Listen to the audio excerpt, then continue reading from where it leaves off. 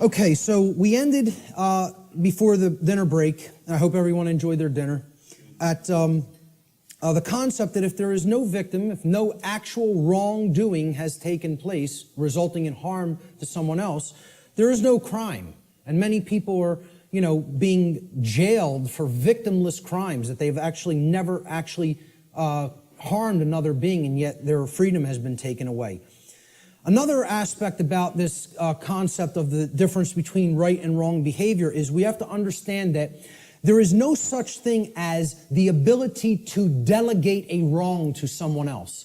No one can say to someone, you may harm him, unchallenged or unaccosted, okay?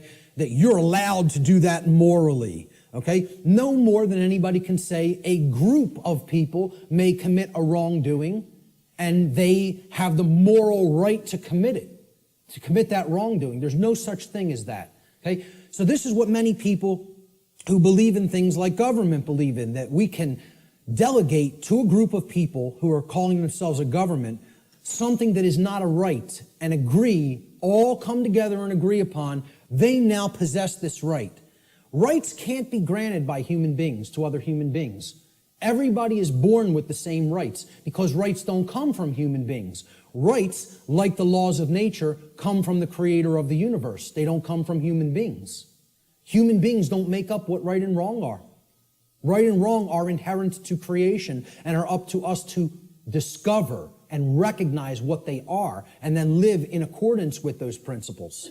So if a specific action is not a right for any individual, that action cannot be, quote, delegated, granted, or licensed to any other individual or group and magically called a right. It does not become a right. If it's wrong, it remains a wrong, no matter how many people believe they can do it or delegate it or otherwise. Similarly, a right can't be turned into a wrong. If it's a right and you're not harming somebody by doing it, somebody can't magically say, well, that's a wrong and you're not allowed to do that. And yet we have things that go right hand in hand with that, and it's called government. An action that is a wrong would forever remain a wrong under natural law. So how do we know what rights are? Part of knowing rights is understand that natural law, the difference between right and wrong, always holds true regardless of a population's belief system. Like natural law being in effect, the difference between right and wrong are not dependent on anybody's belief. They are eternal truths that need to be understood. So this means it does not matter how many people agree that a wrong can be turned into a right or that a right can be turned into a wrong.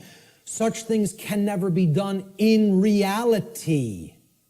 We can believe we can do that and act like that, but in reality, it cannot actually be done. A right forever remains a right, a wrong forever remains a wrong. People can only believe that they can claim such reversals and that this will magically make it so. Unfortunately, most human beings erroneously believe that it is morally possible for them to create and delegate rights, quote unquote, which do not exist, or to take away actual rights from people which do exist. They believe we can do that. So when in doubt as to whether an action is or is not in harmony with natural law, the visualization exercise that I always ask people to do is to imagine a scenario of a planet, a world, where there is only two people, where only two people exist on an entire planet, okay? If the behavior in that circumstance, in that visualized instance, is either a right or a wrong, in that instance, it remains a right or a wrong in any size population, regardless of how many people may believe otherwise. Okay? So if a right is a right for one person to do toward another, okay, or if it's a wrong, the action is a wrong for one person to take toward another, population is irrelevant. People will say, well, yeah, if there was a couple of people, that would be okay. But if in a world of 7 billion people, we can't let people do that. Well, this has nothing to do with what right and wrong is. As if they're changeable. Let's look at this scenario. So there's our world, and there's two people, okay? Two well-groomed businessmen. And they're, we're going to look at an instance. Let's look at taxation, the concept of taxation. Is taxation of any kind a right or a wrong? Is it morally acceptable and justifiable, or is it something that is actually a wrong? So let's look at what taxation really is. And again, we're not going to euphemize. We're going to talk about it straight on. So here's what taxation is. It's not what I believe it is. I'm getting down to the heart of the matter and describing what it actually is. Taxation is the claim that a specific group of people who call themselves government have been given a, quote, right. They've been delegated a right, okay? We've written down a law, and we say this people calling themselves the government and the IRS have a right to do this particular action, this activity, okay? This behavior. They've been given a right to confiscate, unwillingly, I might add, an arbitrarily chosen percentage of the product of another individual's labor. Now, let me just start with this, right? If you ask anybody, how many are you going to voluntarily pay more taxes? Nobody will raise their hand. And you say, why not? Well, because I could barely afford to pay the ones I'm paying now, and I don't want to volunteer any more money toward that endeavor. Quite frankly, I want my resources for myself to use as I see fit voluntarily. But if the government then said, well, your taxes are going up by 5%, how many people would pay them? Most people would. Because subconsciously or consciously, they recognize they're under coercion. They're actually under duress. They're being told that if they don't give this at the command of the people who are confiscating it, that some form of violence will be conducted upon them, whether through the form of fining them and saying, we're going to take more of your resources, whether by saying, we're going to throw you in a cage and make you stay there for as long as we say you need to stay there, okay? Or by actually conducting actual physical harm upon them. So, again, we're saying that this quote-unquote right is given to individuals who call themselves government, and then they have the right to confiscate this arbitrarily chosen percentage of the product of another individual's labor. Because that's what money is, okay? Or that's what, whatever we make through what we work, that's the product of our labor. We work and then we get compensated for it. So that's an exchange for labor that we have done. That's our property, because we gave labor in return for that. So this is done whether or not the other agrees to share that product voluntarily. It's not a voluntary process. Coercion is involved. Taxation is enforced by the threat of violence, which is behavior that will result in bodily harm, or imprisonment, which is the taking away of physical freedom of movement, if those from whom the product is being seized attempt to resist this confiscation. This practice is always, quote, justified, and the word justify actually breaks down etymologically. The word justify means to create a right. That's what justify actually means. Jus in Latin means right or law, and then facere means to create or to make. So to justify means to create right, to make a right up and conjure it into existence.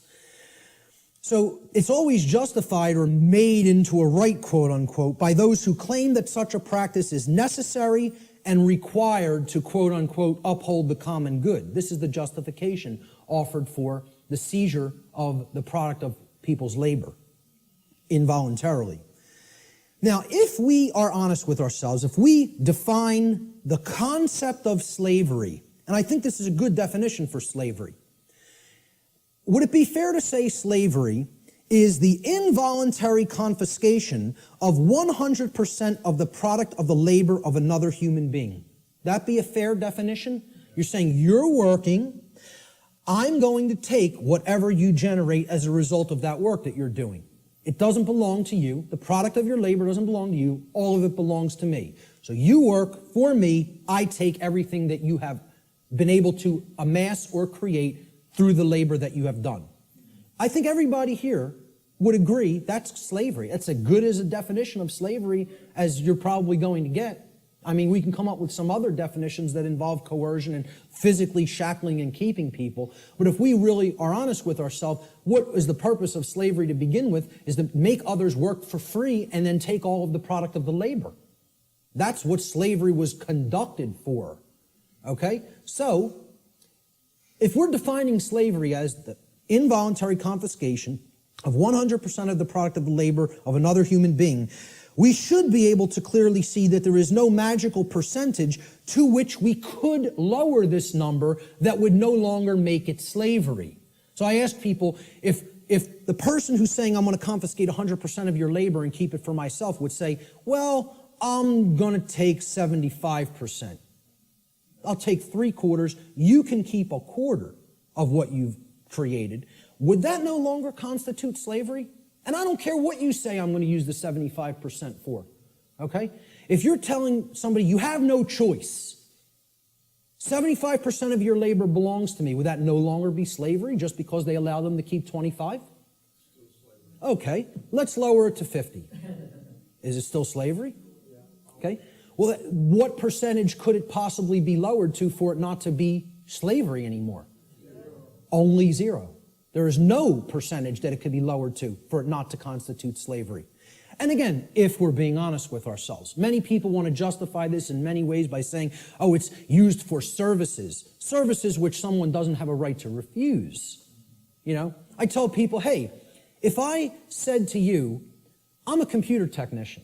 You own a computer? Okay, I'm now your computer technician. You're not allowed to refuse my services. Just think about that for a moment. You may not refuse that I am now providing the service for your computer to keep it in good shape. Okay? First of all, what have I just taken from that gentleman? Right to choose. Free will. Right there, that's slavery. I don't even have to keep going and say, hey, if you refuse, or if you, whether you want or don't want my computer services, I'm now your technician, and I need $200 every year. I'll come over a couple of times. I don't care whether you're happy with my service or not, okay? And if you don't pay me, I'm coming and taking the computer. Now, is that really your property if you're living under that kind of duress? Or am I just a violent criminal who's saying I'm going to steal your stuff if you don't give me what I say? I'm holding you under extortion. That's duress. That's called duress. It means I am threatening violence unto the person unless they conform to my will. And that's what we're all held under. We're held under duress. All forms of taxation are duress. It is a master class telling people you have no right to refuse the arbitrarily set confiscation of your labor that I deem is going to be necessary for what I say it's necessary for. So how could you possibly claim that your home belongs to you if you're paying something called a property tax? That somebody is saying, for the services we provide in this community, you must pay us this percentage, and if you don't pay it, your house is going to be turned over to the government. And you know what that's called? There's a term for that, okay? When a society doesn't actually have true private property ownership rights, and a higher class of masters actually owns the land and owns the property and only allows the peasant class to live upon the property for as long as they pay tribute to the master class, who can tell me what system of government that is? That's called feudalism. And that's the United States government and just about every government on the earth. You live in feudalism. There's no such thing as democracy. There's certainly not a constitutional republic, that's for sure, okay? The de facto state of government, which means indeed, in action, is feudalism. And feudalism is just another euphemism. It's a euphemism for slavery, okay? Because slaves aren't allowed to own property. Slaves aren't allowed to keep the product of their labor. You know? That's all it really is. If we're being honest with ourselves. Once again, there's my catchphrase for this section. Okay? We want to euphemize it, justify it, call it something else, right? I said this to that New Age woman at the UFO conference. And she said, again, I prefer not to see it that way. Well, you're not being honest with yourself. You're lying. It's called lying to yourself. That's what cognitive dissonance is. It's called lying to yourself. Okay? So, If we're being honest with ourselves, taxation's merely a euphemism for theft, violence, and slavery, the practices upon which it is actually based. And since no individual anywhere on earth has the right to claim ownership of the product of another's labor, such behavior can never be, quote, delegated to a group of people and called a right. Therefore, it follows logically that all forms of taxation, I don't care what they are, excise tax, property tax, gift tax, inheritance tax, income tax, I don't care what form it is, taxes on corporations even, okay? All forms of taxation are always wrong according to natural law because they are all based in the destruction of free will, they are based on coercion, and they are ultimately based upon violence, all of which are wrongdoings, all of which are forms of theft, and all of which not one individual has the right to perform upon another. And this is what people want to justify and believe can be magically turned into a right, just because they want to euphemize it and call it taxation. Let's look at another example. Prohibition, one of my favorite, it's one of my pet peeves, okay? I'm big into health, into eating right, okay? I'm huge into juicing. It's one of my favorite things to do. Purification of the body is part of purification of the mind, all right? But I'm going to tell you, I'm 100% for anybody being allowed to put anything into their body because they own their body. If I want to break up this remote control in little pieces and eat it with a sprinkling of pepper, then that's my right to do so, regardless of what the chips may do to my intestinal tract, okay? There's a reason I have the right to eat this remote if I want to. You want to know why? My body is my property. It belongs to me. Now, we did this in the natural law seminar. We asked people, do you own your own body? Almost every single student in the seminar, now, of course, they immediately answered, yes, I own my own body. The students grasped this, okay? The people they were asking the questions to, okay, because the students were doing the tabulation of, accumulating the answers from people that they asked the questions to. And one of the questions I asked them to ask people is, do you own your own body? Almost every student in my first natural law seminar, when they asked people if they own their own body, they came back to the next class and almost every student said, almost everybody they asked that question to paused for a long time and thought about it. Had to sit and think about this question. Could not immediately spit out, absolutely, my body is my property. And because I think people want to overthink things and say, well, am I going to own my body forever? I'm going to die one day. Does that mean I don't own it now? What's the over-intellectualization and mystification of this concept? I tell people, I recognize fully I'm going to die one day and this flesh is going to crumble and pass into the earth, okay? Does that mean I don't own my body right now? I'm using my body right now. That's why I own it, specifically. Specifically because my consciousness inhabits this body and I'm using it as the vehicle for the expression of my consciousness is the very reason I own my body, okay? And people can't spit that out. It's like unfathomable to me. The ridiculousness of some of this, that the human mind could be worked into the situation that it has been, is almost incomprehensible. So let's go forward with prohibition, okay? It's the claim that a group of people who call themselves government have been given the right to prevent others from putting any given substance into their own bodies, and if others refuse to comply with those terms, that they will be fined or imprisoned. And it should be self-evident that if an individual's body is actually their own property, and it is, then that individual always maintains the natural right to decide what will or will not be put into their property, which is their body. Why can you put what you want into your car or your home? Because you own it. It's your property, okay? Technically, it should be. I mean, technically it isn't really, but my whole point is nobody else can tell, no other individual can tell you what you can and can't put into your home, okay? Could I tell you, hey, I don't want you putting that jacket in your car. You're not allowed to put it in there. Well, who am I to tell you you're not allowed to put that in there? It's your property, okay? So why would we accept that not accept that, but we would accept I can't put something in my own body that I deem that I want in it. Okay? Because people can't separate the act of imbibing the substance or putting the substance into the body, okay, from the action that people may subsequently take. And they're two different things. So somebody might go out and want to get smashed tonight and do a bunch of drinking, but if you then go out on the street and start clubbing somebody with the nearest available blunt object, you don't have a right to do that. You had a right to go drinking, okay, any more than you would have a right to go snort some cocaine or bang some heroin into your arm, okay? I don't think those two things are particularly good ideas, but I support your right to do it. But hey, if after you do those things you go and hurt somebody else, you got to be held accountable for the actions you just took. That's what personal responsibility is all about. And these two things need to be delineated from each other. We have to clearly be able to separate the act of the right to put something into my body and me still being personally responsible for what I do with my body. Okay? So, understanding that this is a claim made to tell people that I'm going to make the decision about what you put into your body. We can easily see this claim of this right to command what will or will not be put into the body of another person. What it actually amounts to is a claim of ownership upon the body of another person. If I'm telling you you can't drink orange juice, I'm making a claim, your body belongs to me because I'm going to decide what goes into it or what does not go into it. Okay?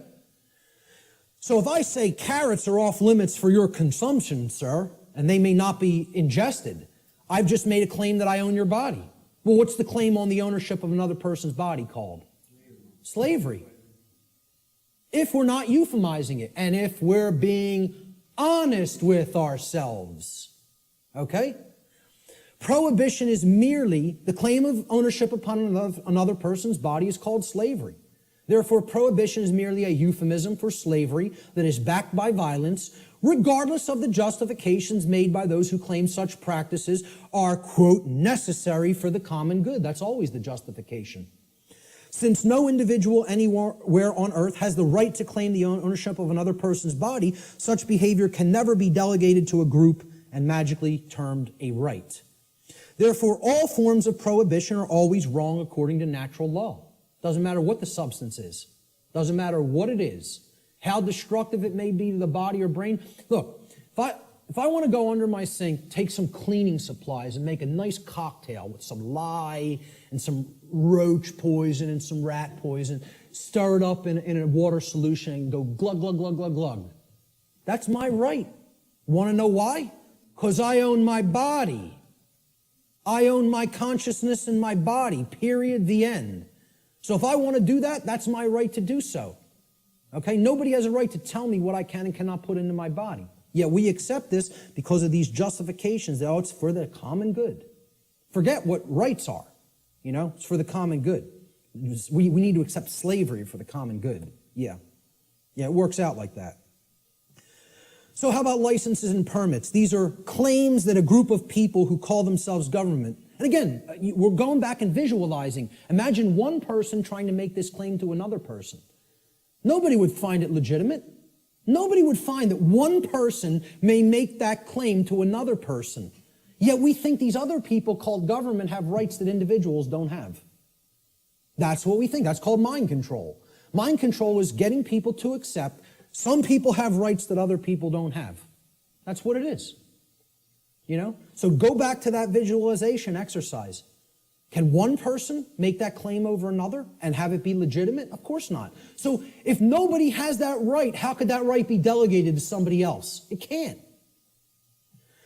Licenses and permits, they're claims that a group of people who call themselves government have been given the right, quote unquote, the right to prevent others from exercising specific behaviors, even if such behaviors cause no harm to others or their property.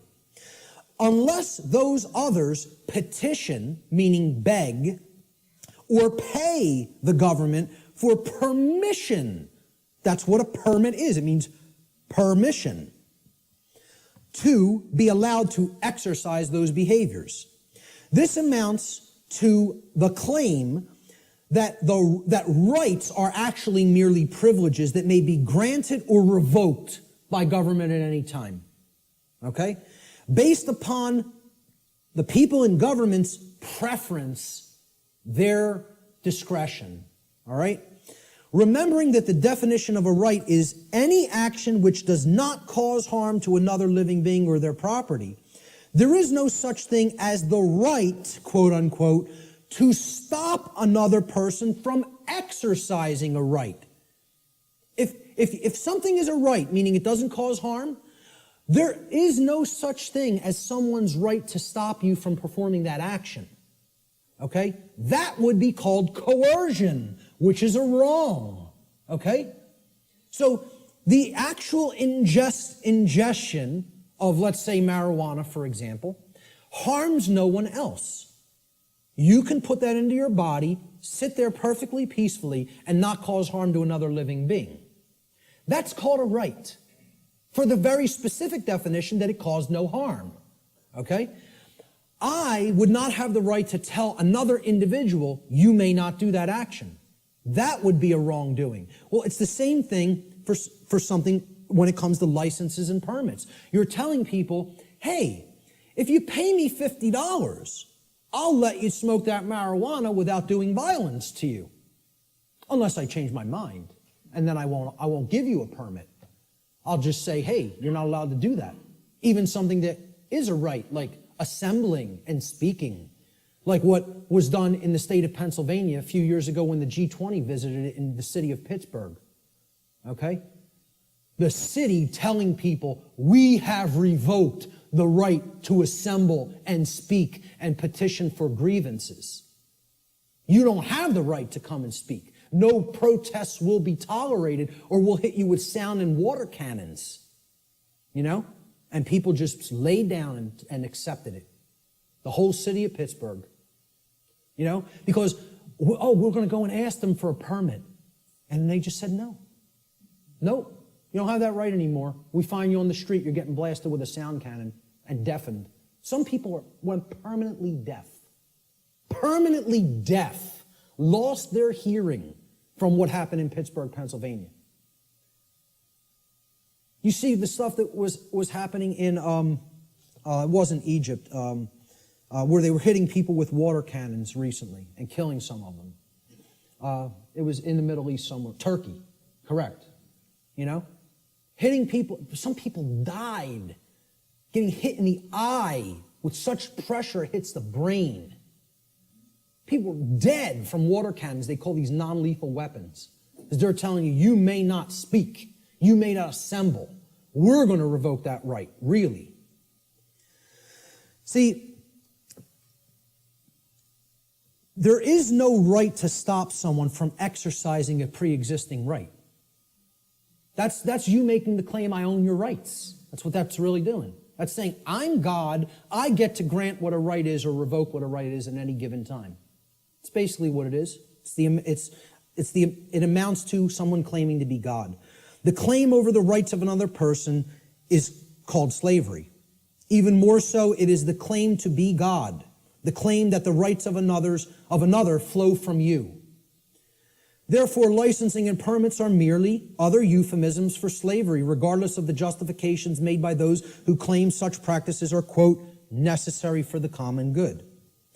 Since no individual anywhere on earth, no single individual, has the right to claim the ownership of another person's rights, such behavior can never be delegated to a group and magically called a right. Therefore, all forms of licensing and permits, according to natural law, are always wrongdoings because they are always based in coercion and the theft of someone else's rights. So again, that's the visualization exercise. There's 3 quick examples. You have to envision there's only 2 people. Would one person have a right to conduct that action against another? If the answer is no, the right cannot be, there's no such thing as calling it a right and delegating it to other people and telling them now you're allowed to perform that behavior. It's always a wrongdoing. But people, because of this idea, this mind control called government, want to believe that that right exists, that we can delegate something that is a wrongdoing. Force versus violence. We need to understand that these concepts are complete opposites of each other. They are not the same. The terms should never be used interchangeably with each other because not only are they not even remotely similar, they're direct, diametrically opposed opposites. Let's look at the difference. They're often spoken about as if they're the same, and they're used interchangeably, when in fact they are actually diametrically opposed to each other. Force, the definition of force, is the capacity to do work or cause physical change in the physical world. Okay? For any change to be created in the physical world in any capacity, force must be used and applied. There's nothing you can do that doesn't require force if you're going to make a change happen in the physical. Okay? So to set up this equipment, force was required. We had to lift it, we had to set it up, we had to plug in the cables. Force is required to do all those things. It's the capacity to perform physical activity, physical work. Okay? Action, force is actually action which is in harmony with morality and natural law, because the taking of it, the usage of it, doesn't violate rights of other people. So as soon as you're stepping over the line into coercive usage of force, that becomes violence. The initiation of force for coercive reasons, for coercive applications, becomes violence. That's what makes it violence. Force itself is not violence. As such, force is action which one always possesses the natural right to take, and this includes the defense, the physical defense of someone's person, their body, against the act of violence. Force may be applied in that situation. When you are accosted with violence, you do reserve the right to use physical force defensively against such an assault. Violence, on the other hand, and this is the key to keep in mind with violence, it is the immoral initiation of physical power to coerce, compel, or restrain unrightfully. No one has the right to ever enact violence, because violence is always starting it. Initiation, that's the key word there. It's the immoral, the unrightful initiation. So, teachers in schools will, if there's a skirmish that happens between a couple of male students one day, they'll say, it doesn't matter who started it. All that matters is who started it. All that matters is who started it. All that matters. Because the person who actually conducted violence is the person who struck first. They initiated the immoral use of physical behavior, of physical force, physical power to coerce, compel, or restrain. Therefore, when the person beats back that physical assault with force, they have not committed an additional wrongdoing. Okay? It's difficult for many people to understand who are in right brain imbalance. They don't want to acknowledge that you maintain the natural right to use force when you are accosted with violent behavior. If someone just came up to me on the street and started swinging, okay, because they want something I have, or just because they don't like the look of me for whatever reason, they don't have the right to do that. If I replied by beating back their attack with sufficient force to put that action down, how many wrongdoings would have been committed? One. Correct. One. Not two. One. Because I maintain the right to defend myself with physical power, with physical force when necessary, when violence, meaning someone else started the immoral behavior. That's what matters, the initiation. Who started it is all that matters. All that matters. And again, it's a very difficult thing for the ego to comprehend. The ego doesn't want to hear that. It's been conditioned so long that responding with force is also violence. We are verbally and mentally equating these two things, and when in fact they are actual complete opposites. Okay, if a kid got hit by somebody else in a school, and then that other kid maybe even said once, stop what you're doing, and then when the other kid wouldn't stop, he punched him and knocked him out. Okay, I would ask other people, who struck first? And if the kid lying on the floor struck first, I'd say you got what you deserved. That's it. Because that person had a right to defend themselves. You had no right to strike him. You initiated the violence. He responded with defensive force. Many people don't want to hear that because they're very conditioned. And I'm not saying you have to do that. You also reserve the right not to do that. But the right does exist. Both rights exist. You would have the right to not respond with physical force, but you would have the right to respond with physical force. See, that's a free will decision that the person has the right to choose between those actions. I don't even look at either one of them as the high road. You know? Personally, I think if somebody keeps beating somebody and keeps conducting violence to them, and the other person keeps accepting it and never rebels against it and never uses any force to put it down, I almost look at that as the low road. I'm not a pacifist. Not a pacifist. Okay? I am 100% about nonviolence, meaning don't initiate harm to other people. Don't start it. Don't start none, won't be none. In street lingo. That's how it really is. Okay? But if somebody else starts it, they're asking to be put down with the amount of physical force that is required to put down the act of aggression. Violence is coercive action. See, that's the key. It's always coercion. Saying, you're going to do what I want you to do, or then I'm going to strike. Then I'm going to commit the act of violence. It's coercive. It's action which is always in opposition to morality and natural law for the very reason that it involves the violation of others' rights. That's why it's called violence. It's a violation. The act of violation it resulted in violence. Your rights have been violated. That's why it's called violence. It's the same root word. Violence is action which one never possesses the right to take, ever. There is no such thing as the right to commit violence. Doesn't exist. Because violence is the immoral initiation of physical power to compel, coerce, restrain, which no one has the right to do. No, you don't have the right, no one does have the right to initiate that type of action. Force, on the other hand, there is a time and a place to exert that force in a defensive capacity. All right, so we'll talk about that here. This piece of trash comes up to somebody on the street and says, give me everything that's valuable. I want your shoes. Oh, they're leather? Take them off. Take the wallet out, all the jewelry. Give me your purse. Give me your wallet. Okay? It's called a thug. Nobody would believe he has the authority or the right to do that, and we would have the moral obligation to obey this criminal. You know, if the criminal started calling himself government, we might start believing it. Right? But let's say somebody on the street saw what was being done, took out their own 9mm and blew this guy away. How many acts of violence were committed? One. They wouldn't look at it like that. But what I understand. But again, that's somebody saying, I prefer not to see it that way. Well, again, perception and reality do not really align in many cases. They're not the same. That person is incorrectly perceiving what is. They're not seeing the truth. And many people don't want to hear that that's the truth because they're very conditioned and they are very well-behaved slaves.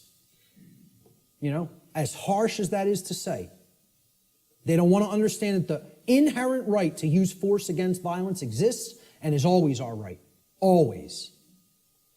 Now, I'm not telling you go out and immediately do that either because the perception is so screwed up in the body of humanity that the majority of people don't believe that would be a right. And they'll persecute you for doing it. You see, the self-defense principle is continuously being eroded. Human beings possess the natural right to defend themselves from violence with defensive physical force. A person who is accosted by violence possesses the right to stop the person who is conducting the violence from continuing to do harm to them with any amount of force that is necessary to stop the attack or the assault, okay, up to and including deadly force. I would say, if you want to be nice about it, give the person one verbal warning to stop. Say no once. After that, it's on. That's it. And that's really my policy, okay? That would be my policy on the street with an individual. The problem is here, the so-called authorities of the government, like you say, don't want to see it that way, and they're constantly trying to take this right away from somebody. They're constantly trying to say, no, we own the monopoly on the usage of force, and all you may do is wait and be accosted and assaulted until one of us shows up. Well, you know what that's called? It's called a big crock of bullshit, is what that's called. And it shouldn't be accepted by anyone who has any common sense. Shouldn't be accepted by anyone. Unfortunately, again, like I said, people are very, very well conditioned. And they think that this is an example of two wrongs don't make a right. There's no two wrongs committed there. There's one wrong committed, and then there's a right that is being exercised. Big difference between exercising a right that involves the defensive use of force and committing a wrongdoing which involves the initiation of violence. And people got to get clear on this. They have to get clear on it. So the question becomes, does violence magically become a right when it's conducted by government? When they shut down people's free speech rights and assembly rights? Or when they conduct direct theft from people through what's this euphemized form of slavery called taxation? And like I said, I'm not asking you to accept or believe taxation is slavery. I'm telling you, if you don't understand that, you're wrong. I don't care what you think. I'm telling you it is that way in truth and in reality. Taxation, slavery. Shutting down of people's rights is slavery.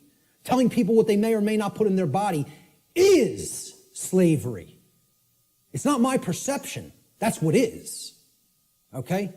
And that's what we're accepting as a people. We're accepting that. These people have no more right to do it than any other individual would. And this concept brings us to the way I try to define and explain to people what real spiritual enlightenment is. Because what the New Age community is telling you that an enlightened being looks like is equally as a big crock of bull of what people who don't understand self-defense, the self-defense principle, believe. Okay? Enlightenment is not what this New Age nonsense community is trying to tell people that it is. All right? It's not about not taking action and sitting under a tree and meditating until you're magically enlightened. Okay? Enlightenment means knowing what's going on around you. Enlightenment means knowing what's going on within you. Enlightenment means truly knowing the true objective difference between right and wrong and living that in your life on a daily basis. Enlightenment means not aggressing upon your fellow human beings, but not agreeing voluntarily to be aggressed upon by them either. Okay? There's two pillars, two dynamics that go hand in hand with real enlightenment. I call this the two pillars of enlightenment. Okay? So here they are. The first pillar is the sacred feminine principle. This has been called the non-aggression principle. All right? It is the simple law of don't engage in violence. Or, quite simply put, don't steal. Don't steal. We talked about that. That's what all spiritual law can be boiled down to. Don't steal from other people. Don't take what isn't yours. Don't take life that isn't yours. Don't take property that isn't yours. Don't take rights that aren't yours. They're the property of others. Respect their ownership. Okay? Most people can grasp this pretty readily. Okay? And even in the New Age movement, they grasp this. In other words, don't immorally initiate non-rightful use of physical power to coerce, constrain, or compel the rightful physical behavior or free will choice of another sentient being. Respect other people's free will, their rights, their property, their life, period. Real simple. It's the golden rule. Don't do things to other people that you don't want done to you. I always state it in the apophatic, in the negative. It's much more powerful that way. But there is a second principle, a second pillar or tenet of enlightenment, if you will. This is the sacred masculine principle. This is what religions of the world, whether they be government, organized religion of different regions of the world and cultures, the New Age movement, all right, this is what they are seeking to suppress. Because religions are right brain modalities. They're right brain methods of mind control.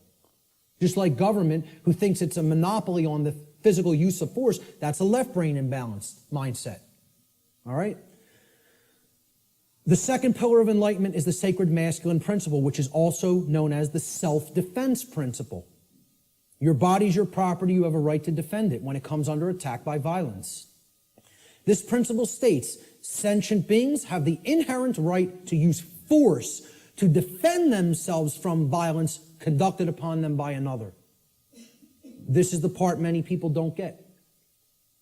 You know, that's why we're not rebelling against our slave keepers, our slave masters who are masters of other people in their own sick, distorted, psychopathic minds and are nothing but thugs and criminals that people magically believe have the moral authority to continue to do what they're doing just because they euphemize slavery and call it government now.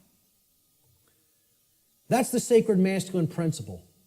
There is no such thing as an enlightened being that doesn't fully grasp both of these principles anywhere. Never has been. There's no such thing as half measures. You got to get them fully, both, or you're not there. And that's the problem. We're not all the way there. If people were already there, they wouldn't be tolerating what we're putting up with. More aggression against people's rights is being conducted in this country than when the founders of this nation actually separated from England. And they would have been horrified. I tell people, look, not to get nasty, but I tell people, if the founders of this country could magically come back to life somehow and see what's going on in this country, they'd take a piss on people. That's what they would do. That's how much disrespect they would have for what we're putting up with. You know? Again, just to say it the way it really is. That's what they would want to do to us. Because they would tell us, we warn you about all this. We warn you about it all. And you know what you did? You ignored it. Ignored it. So what did all those people who died in that revolution die for?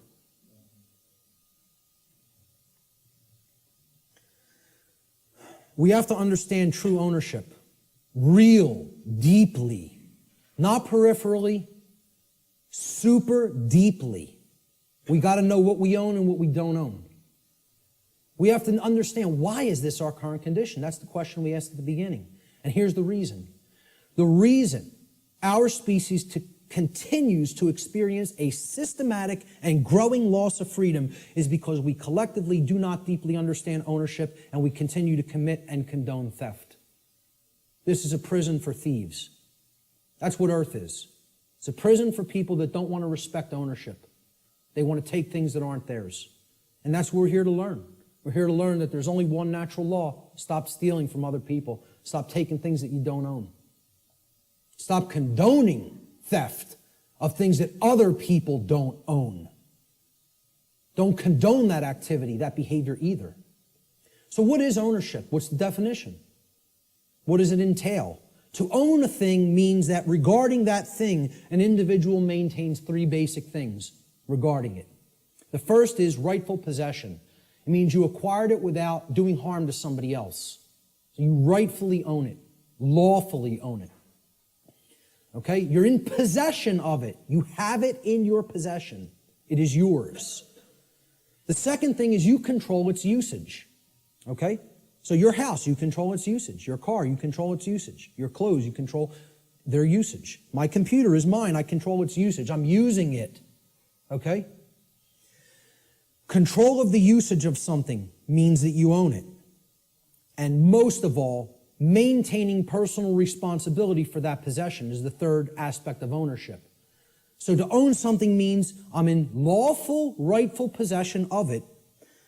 I control the usage of that thing, and I maintain personal responsibility for it. All right? And this is what we have to understand. Natural law can be essentially reduced to one single spiritual law. I gave you the working definition, the soundbite definition before.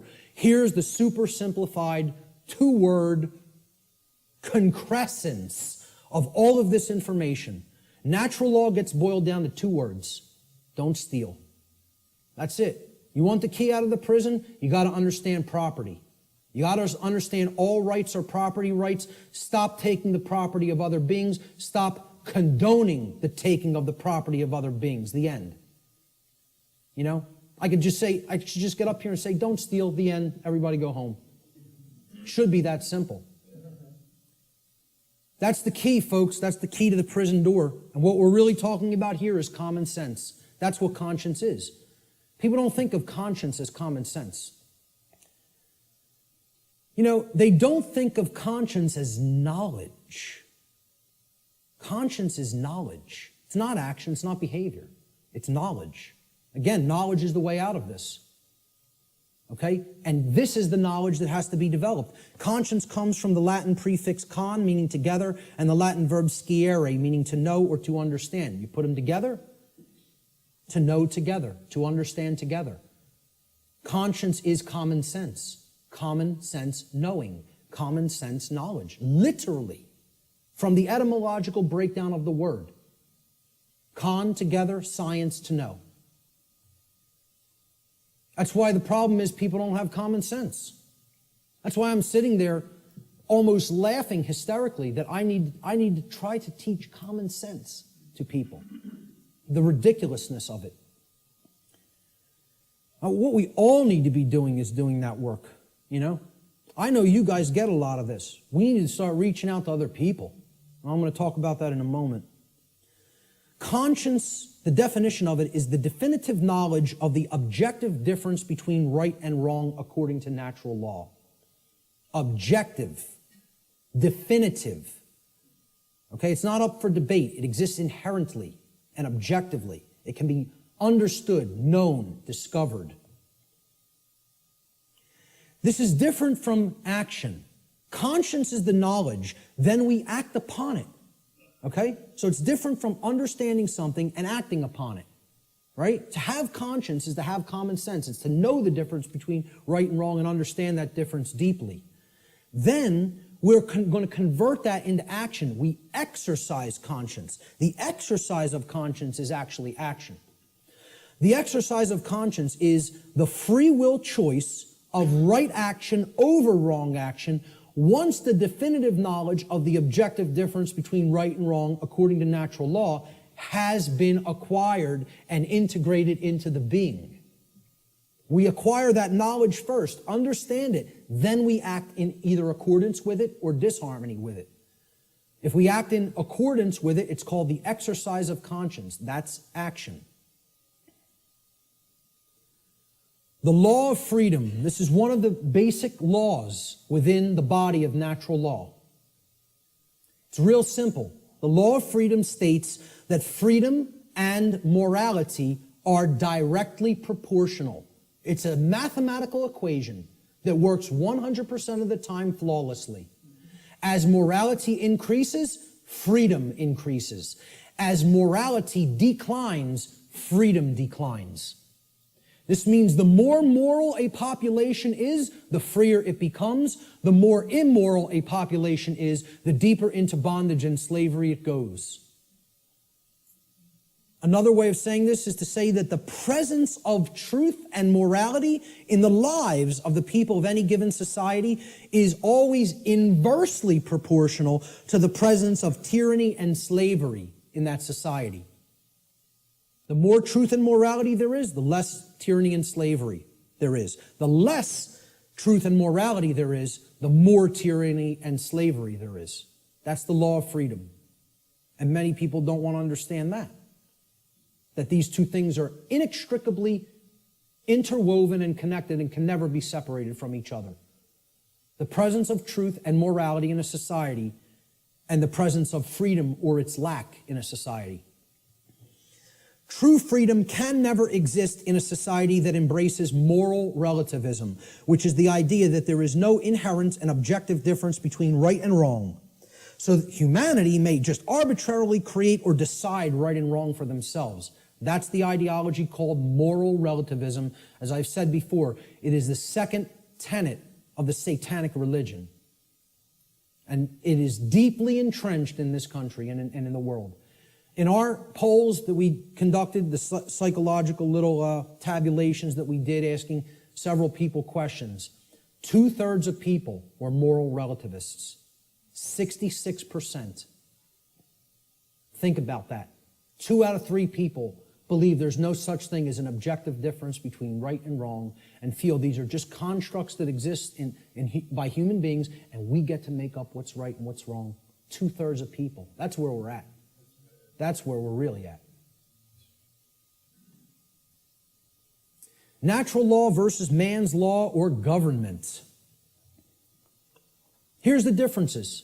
Natural law is based upon the principles, it's based upon principles and truth, meaning things that are inherent to creation and are not made by humankind.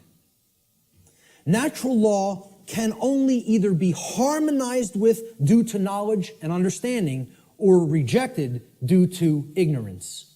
So it's not something that is based on compliance because of we fear the punishment that would result of not understanding it. Okay, if you don't understand it and live according to it, the result is inescapable. Because men and women are not actually creating the result. Okay? The universe is bringing that result to us, intelligently and dynamically. All right? In other words, once again, this is about consequences. You behave a certain way, there's certain consequences. You change the behavior, you'll change the consequential results. Natural law is universal, which means that it exists and applies anywhere in the universe regardless of physical location. There is no place you can go in the physical universe to escape natural law. Let me know if you find a way out of this universe and into another where natural law no longer applies, and we'll take a look at it together. But until you figure out the way out of this universe and into a place that's not governed by law, you're bound by natural law. Okay? Natural law is eternal. It will exist for as long as the universe exists, and it is immutable. Exists and applies for as long as the universe exists and cannot be changed by anything humanity is capable of doing or any other species in the universe is capable of doing for that matter. Man's law, on the other hand, let's look at how this contrasts with natural law.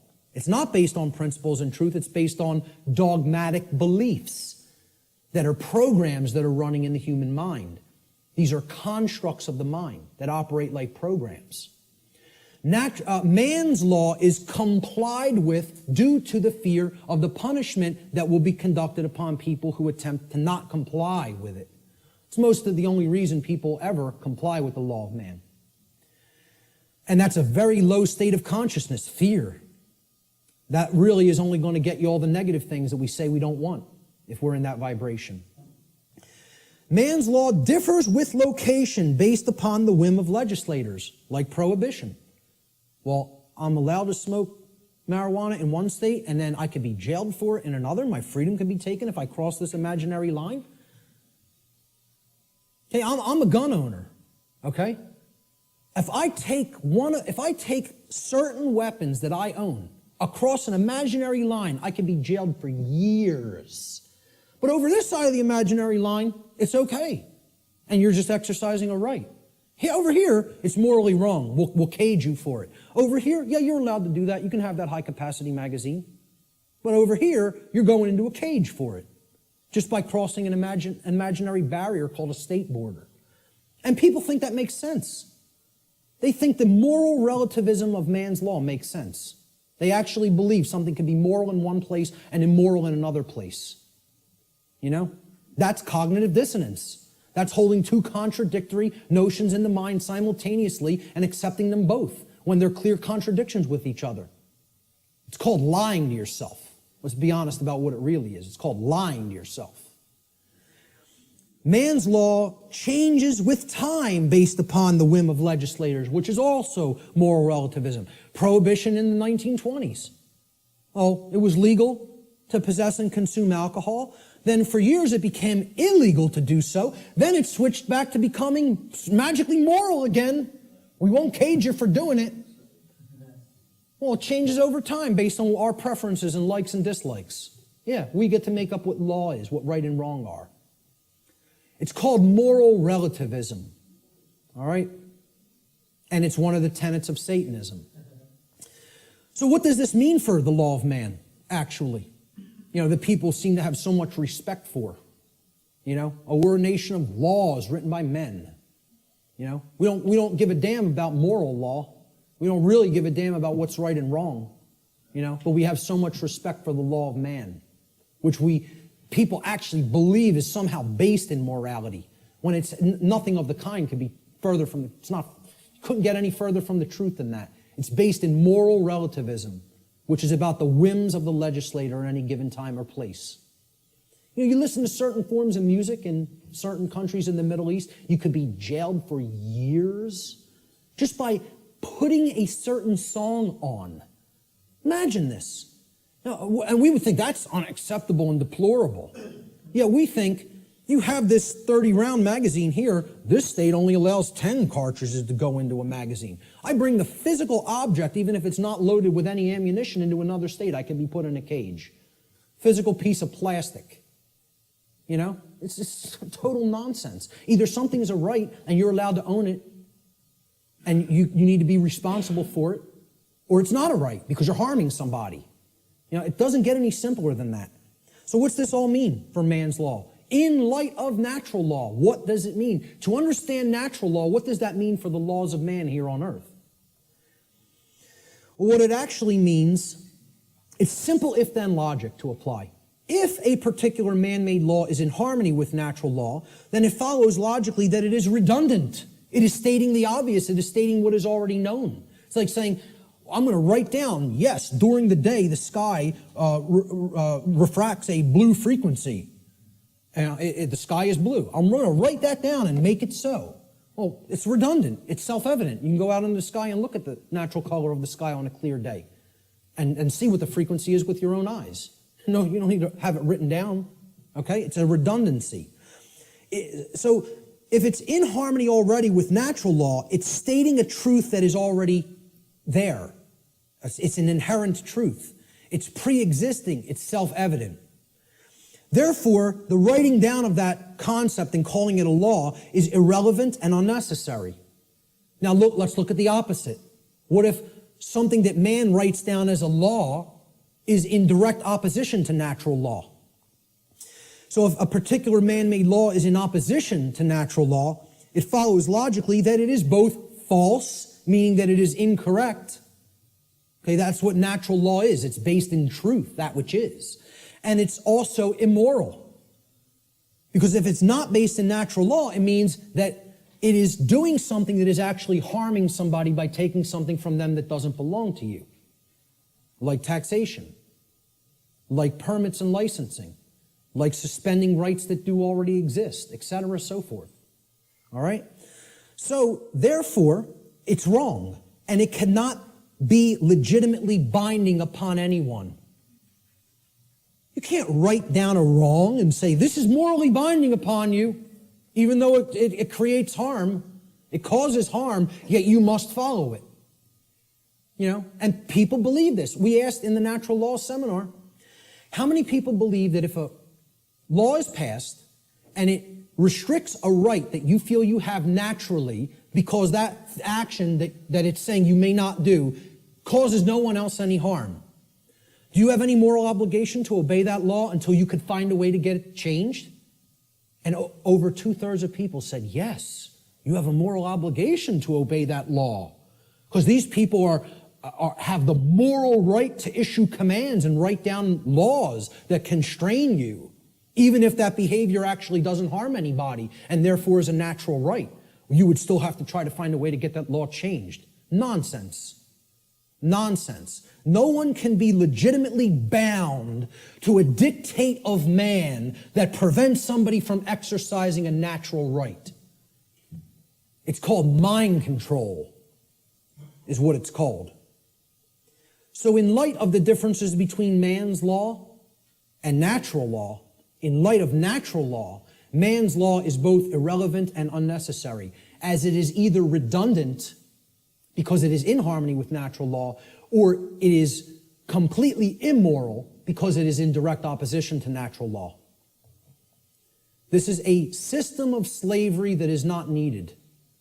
There is equality under natural law, perfect equality. Everyone has the exact same rights. No one has any more or less rights than anyone else. Also, since rights are not created by humanity, and since they are the birthright of humanity, gifted to us by the creator of the universe, no human being or group of human beings is actually capable, in reality, of granting rights to anyone else, nor is any human being capable of revoking rights from anyone else. Everybody has the same rights. No one can make up a new right. No one can grant a right to somebody that is actually a wrong. Does not exist, never has existed, never will exist. This is an illusory belief system. All right? I'm not telling you people don't believe that can be done. I'm telling you in reality, in truth, it can never be done. Chris Leispooner phrased it pretty well. He said, government is nothing but men acting in concert. The morality and value of government, like any other association of men, will be no greater and no less than the morality and value of the men comprising it. Since government is nothing but men, its inherent, quote, authority to act is in no way greater or different than the, quote, authority to act of any individuals in isolation, like that example of two people on the planet. Government has no magic powers or, quote, authority that is not possessed by private individuals. Let he who asserts that government may do that which the individual may not do assume the onus of proof. That means the burden of proof, and demonstrate his contention. And you know what? There's nobody on this planet that can do that. Because when it comes down to it, if you're telling somebody else they may either commit a wrong against somebody else or prevent someone else from exercising a right, that's a lie. And that does not exist. Not in reality. It exists in a diseased mind is where it exists. Only in a sick mind is where that belief exists. You have to be imbalanced in the mind, in the psyche, to believe that that's true. It's a mental illness. I mean, that's what it really is. The word government, you break it down. People say this word every day almost, and yet they've never looked at the etymological roots of the word. It comes from the Latin verb gubernare. Once again, no V in classical Latin. No V, okay? So again, V's were rendered as either B's or P's in classical Latin language. So you could write this in what would be more modern Latin as guvernare with a V.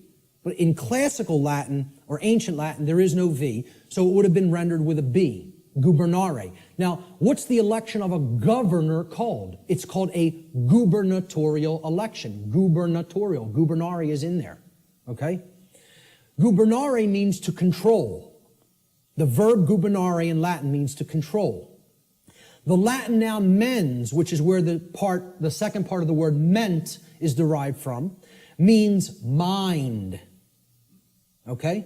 So you put these together, and the word government actually literally, from its etymological roots, means to control the mind, or in other words, mind control. Now, I'm going to put something else up here for a moment.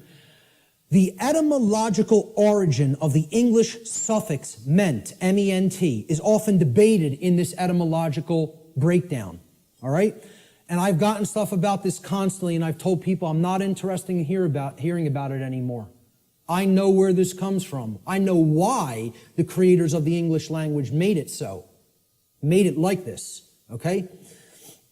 It is overwhelmingly clear by people who have studied linguistics and the origins of words, okay, in English from ancient languages, that the creators of the English language deliberately chose the Latin noun mens, meaning mind, to represent or mean in English the state of or the condition of. And this was done in direct keeping with the first principle of natural law, as we've already discussed, the principle of mentalism, which demonstrates that in order for any particular thing, event, or circumstance, any state or condition to exist in manifested reality, it, as it currently does, which is known as the plane of effects, it must have first existed in the plane of causality or the mental realm, the mind. Okay? We've already looked at that principle of natural law. So, anything that ends in ment, the original etymological derivation means that it was made that way first by a state of mind which led to its creation in physical reality. Okay? Any word you can think of that ends in M-E-N-T, meaning the state of or the condition of, means it happened in mind first, and therefore it led to the state of or the condition of in physical reality. Okay? So, when I say that government means mind control, It literally does, and that is an accurate etymological breakdown. Okay? The word mens was deliberately chosen for specific reasons. And I just explained the reason of that meaning, the state of or the condition of. And many people want to hotly contest that. I'm telling you outright, they're wrong. They don't understand why that was chosen. Mens, meaning mind, was chosen deliberately to mean the state of or the condition of. Government is based on this illusory and false concept called authority. People think certain people are authorities, that they actually have rights that other people don't have. The right to command, compel, coerce, and tell people, this is right, this is what you're going to do, and if you disagree, I have the power to actually compel, coerce, or constrain you against your will. If you're not harming anybody, even in the taking of that action. Authority is based upon an equal illusion that is called jurisdiction. Now, if we break down this word, it comes from the Latin noun. Jurisdiction comes from Latin, jus juris. Jus juris in Latin means law. Juris is the possessive case. And the Latin verb dictere. So, jus dictere, juris dictere, jurisdiction. Okay? Dictere means to say or to speak. Thus, jurisdiction literally means to say what the law is. Or in other words, we get to make up what the law is. The law is not something that exists in nature and is based upon right and wrong and truth and morality. No, we get to make it up. We're God. We get to say what's right and what's wrong. And therefore, since we make the law, we're the owners of these people. They're in our jurisdiction. You know, we own them. And we get to make up what they're allowed to do and what they're not allowed to do. Authority ultimately is an illusion, again, of a diseased mind, a diseased psyche, based entirely in violence and built upon the erroneous and dogmatic belief that some people are masters who have the moral right to issue commands and others are slaves who have a moral obligation to obey the commands of the masters. I don't care what you want to call it. You can euphemize it any way you want. I call it what it really is. Slavery. That's what it really is. Doesn't come down to anything else. You can call it whatever you want, euphemize it, try to make it sound as nice or as pleasant as possible. It's all one thing. It's called slavery. It's always immoral and it needs to be ended. That's it. And we have to develop the knowledge and the courage to end it. The knowledge, the care, and the courage to end it. The belief in the legitimacy of, quote, authority, this illusory nonsense notion, is the belief in the legitimacy of slavery. Anybody who believes in that authority is legitimate and government is legitimate, whether they want to admit it or not, or know it or not, or understand it or not, I don't care what they believe. They are advocating the legitimacy of slavery. That's not my belief. I don't care who calls that my belief. I'm just looking right into the camera and saying this. Because I know the people in this room know that that's not my belief. I'm telling anybody who's listening to this, that's not my belief. That's eternal truth. Eternal truth. Okay? You believe in these concepts, you are a supporter of slavery. The end.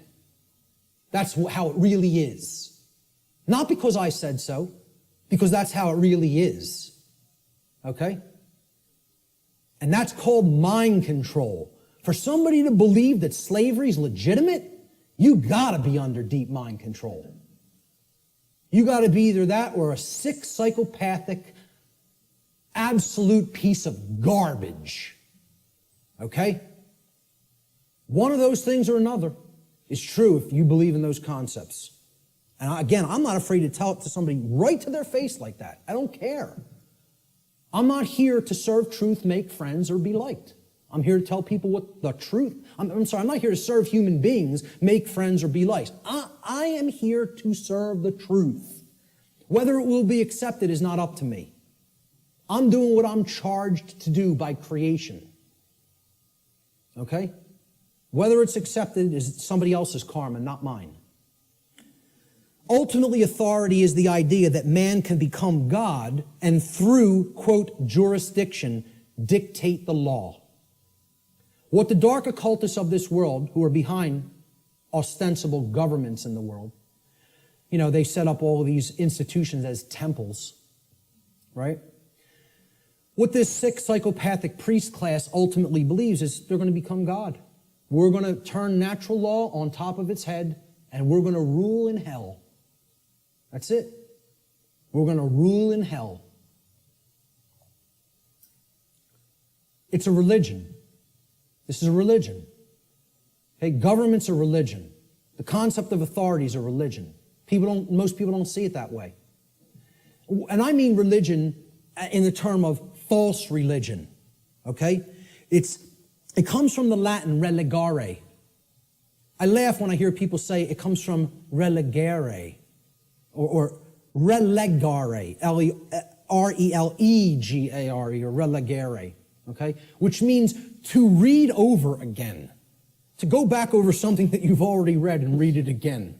It's the most ridiculous, nonsensical derivation I've ever heard for the word religion, to reread. I mean, please, let's put this to bed, folks. Religion does not mean to reread. It doesn't come from relegare or relegare. I can't remember which infinitive is used for that verb offhand, but it comes from religare, hence religion, R-E-L-I-G-A-R-E. All right? Relegare means to tie back, to hold back, or to thwart from forward progress by tying or binding. Tying up so that you can't move forward. That's what relegare is, and that is the etymological root of religion. Because a false religion is a system of control that is based in unchallenged dogmatic belief, which keeps the mind in a prison in order to hold back the progress of consciousness. And that's where the bulk of humanity is at, in a brain cage. They're in the mind cage, okay? There is a positive connotation of religion. It also means to reunite with. And what we need to reunite ourselves with is the truth and common sense and natural law and a knowledge that there's no such thing as legitimacy to slavery. That's what we need to reunite with, you know? And then we'd be living with true religion. We'd be practicing true religion instead of fake religion. We got to stop trying to make our religion truth. And we got to start making truth our religion. That's what needs to be done. So what's the one true divide that exists in humanity? People say, oh, this is separation talk. We're all one. No, we're not. There is one true divide that does exist in reality. And here's what it is. The one true divide that separates humanity into two distinct types of individuals. The criteria for this divide is whether or not an individual believes in, quote, authority, and therefore believes that there is legitimacy to slavery. The two groups of people are the people who know slavery is never legitimate and people who believe that it can be legitimate. That's what actually separates humanity. See, all the other things, divide and conquer. Race, religion, sexuality, income, religious belief systems. These are all divide and conquer techniques. There's one real difference, whether somebody believes in slavery or not. And of course, people have called this difference statists and anarchists, right? So here's a couple of memes that I picked up on Facebook. Statism is the brilliant idea that we give a small group of people the right to kidnap, imprison, harass, steal from, and kill people so that we can be protected from people who kidnap, harass, steal from, and kill people. Yeah, that makes a whole lot of sense if you ask me. I think it's going to work out brilliantly with that system in place. Okay? An anarchist, I couldn't find any good pictures of anarchists because they're all fake anarchists who want to destroy property and think that they're somehow doing the world some good. You know, the black bloc. They're really communists in disguise. Okay? When you really boil down to it, they don't know what anarchy is at all. They're just some, Marxists who thinks that that ideology, that junk ideology is some kind of a pathway to freedom. It's a bunch of left-brain clowns who have no understanding of natural law. Go put your polka dot jumpsuit and some floppy shoes on and go get yourself a nice clown nose. Seriously, because that's what those people are. They're a joke. They're a joke. They don't know the first thing about what freedom is. Not the first thing. Okay? So, I was looking for good pictures of anarchists. So I was going to put, maybe myself, Larkin Rose, Freeman, Frater X, people who get all this stuff, who I personally like their work. Michael Tessarion, etc. David Icke. But I said, hey, let's put a meme up there that really expresses it. So I found this picture of Jesus, a meme that says, I'm an anarchist, but most of my followers are statists.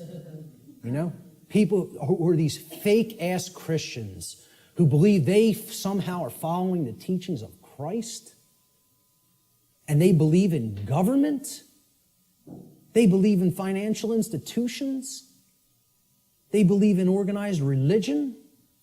These are the three things that killed Christ, if you even accept the historicity of the event. Who was Christ waging basic conflict with? The Pharisees and Sadducees, the organized religious order and controlling religious orders of his day. Okay? What really got him into deep trouble, he was pissing them off, but they were already on the wane. The old world order was on the way out, and the new world order was already on the way in at that time.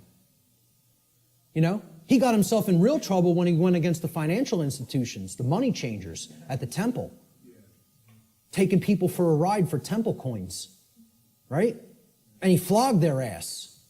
He took out the switch on them. Right? Not somebody who never got angry, who accepted evil and said, oh, it's just an experience, none of it matters. Took out the switch and beat their ass for usury. Okay? And then who finally put him to death?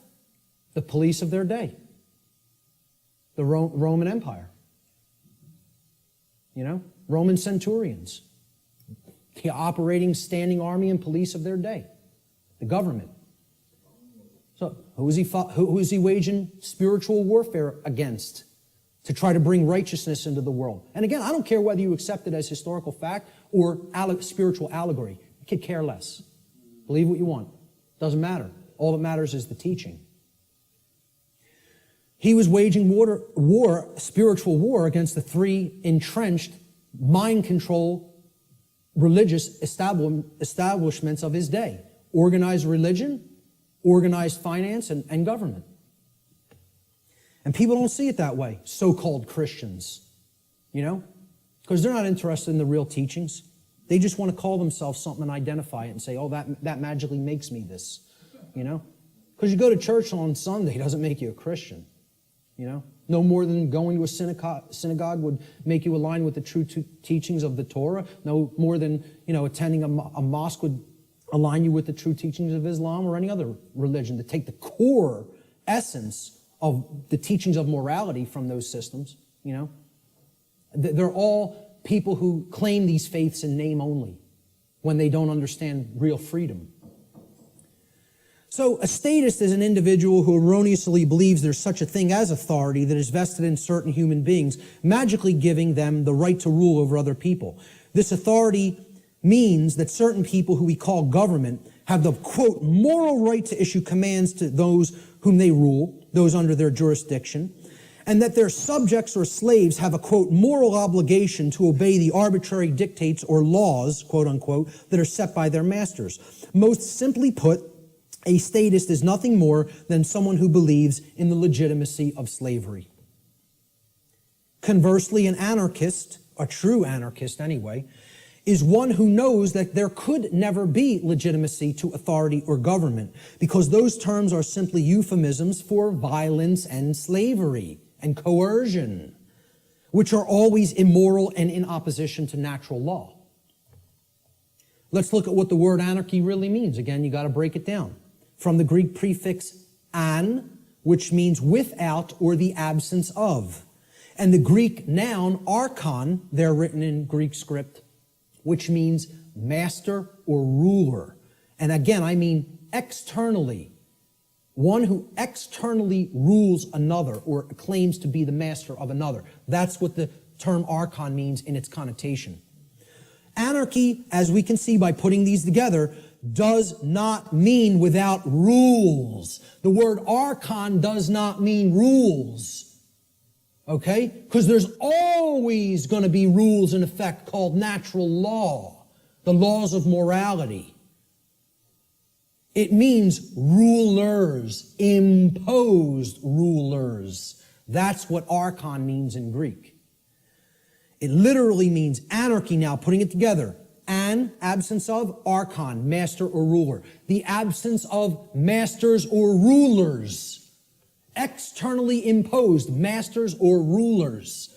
Meaning, when we put it together, okay, it means without rulers, without masters. Now, if you give people that term, no masters, no rulers. No masters, no slaves.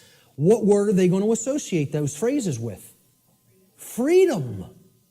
But if you tell people what does anarchy mean to you, what do you associate it with, what are they going to tell you? Chaos, which is the exact opposite. That's in that other column. Okay?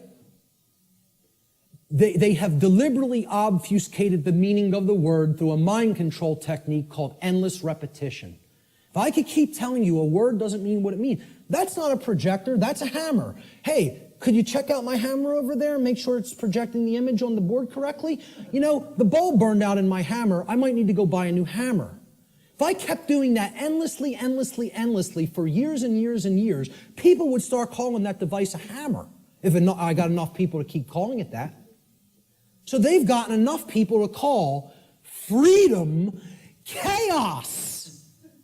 Think about that. They've gotten enough people to believe that the absence of the state of slavery means chaos instead of freedom. It's almost unfathomable. It's almost incomprehensible. The mind job that's been done on this species. It's almost incomprehensible. Anarchy is the state of existence where there are no masters and no slaves. Therefore, what it really means is the absence of slavery, or in other words, true freedom. That's all it means. I prefer to call it anarchony, okay? Keeping the entire word archon instead of taking out the O-N, okay? If we keep that there and call it anarchony, and I say I'm an anarchonist, people will ask, well, what the hell is that? And then you could really break the word down and say the absence of archons, the absence of those who would claim to be masters over a population of slaves. That's what an anarchonist is. It's saying that's illegitimate, that's unnecessary, and that we need to do away with that state of existence. Okay? So we look at these two, this true divide again, the statist and the anarchist. I call the statist the archonist. This is somebody who believes in the legitimacy of the archons, the rulers. Okay? And I'll be talking about in future presentation the concept of the archons more in future presentations.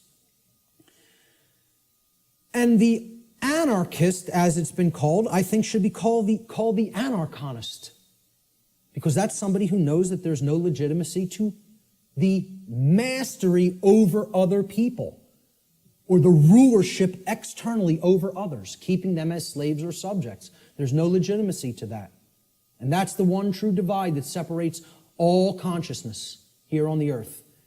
The real divide and the real enlightenment comes. Do you understand there's no legitimacy to slavery, or do you continue to believe that there's legitimacy to slavery? That's the divide in consciousness that has to be bridged.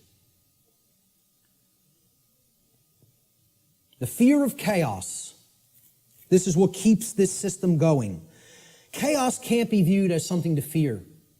It's got to be viewed as a teacher, a harsh teacher, but a teacher nonetheless. See, chaos teaches us through the apophatic process what not to do. Okay? That's a bad idea. Okay? You probably shouldn't do that if your desire is not to burn your hand to the point where it's blistering and flesh is starting to peel off of it. If you don't care about whether that happens, by all means, keep it right on that stove, okay? Right on that electric stove. But see, if you say, I don't want to be burned, There are requirements for obtaining that condition. It means you can't keep your hand on something that is extraordinarily hot, or natural law will take over and burn your flesh. Doesn't require your belief. That's how it works. Well, this is humanity. Humanity is the little child that is a little slow, and they want not to be burned, yet simultaneously they insist, no, I want to put my hand on the burner while the range is on and not be burned simultaneously. Well, good luck with that, folks, because it doesn't work that way. You don't want to be burned, the hand can't be kept there while the stove is on. The end. You don't want negative, self-inflicted suffering and chaos in your life, you got to align your behavior to natural law, which means you got to know the difference objectively between right and wrong, and willfully, through your free will, deliberately choose the right action over the wrong action. Then you won't be burned. But as long as you have your hand on that stove, which means you're in opposition to natural law, enjoy the burn. Enjoy it. Right? Get used to it till the flesh melts off the bone and then the bones turn into dust. Because that's what you're going to get. That's how it works. And again, nobody wants to hear that. They don't want to hear that the natural laws don't care about you. They work flawlessly all the time and bring you the result that you're creating. The control and slavery system is actually about the limitation of free will through the destruction of possibility. See, all they've done, right? The old world order used to be religion and priest kings, right? We're in between you and God. We're the intercessors, the intermediaries. We make the law, you're our subjects, you're our slaves, you obey, or it's our wrath. All they've done is take the concept of a singular ruler, which was the old world order, and they've converted it into the concept of now there's a ruling class called government that gets to make up what we tell you you may or may not do, okay? And they're up here at the top of the pyramid now. That's all. They turned it from a monarchy to somewhat of an oligarchy. But it's the same concept. We're the moral masters that you have a moral obligation to obey, and you're the slave class, that has an obligation to obey our commands. That's it. Nothing changed.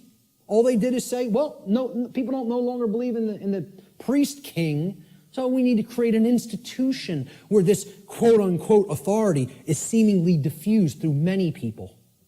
It's always been nonsense. It's always been mind control.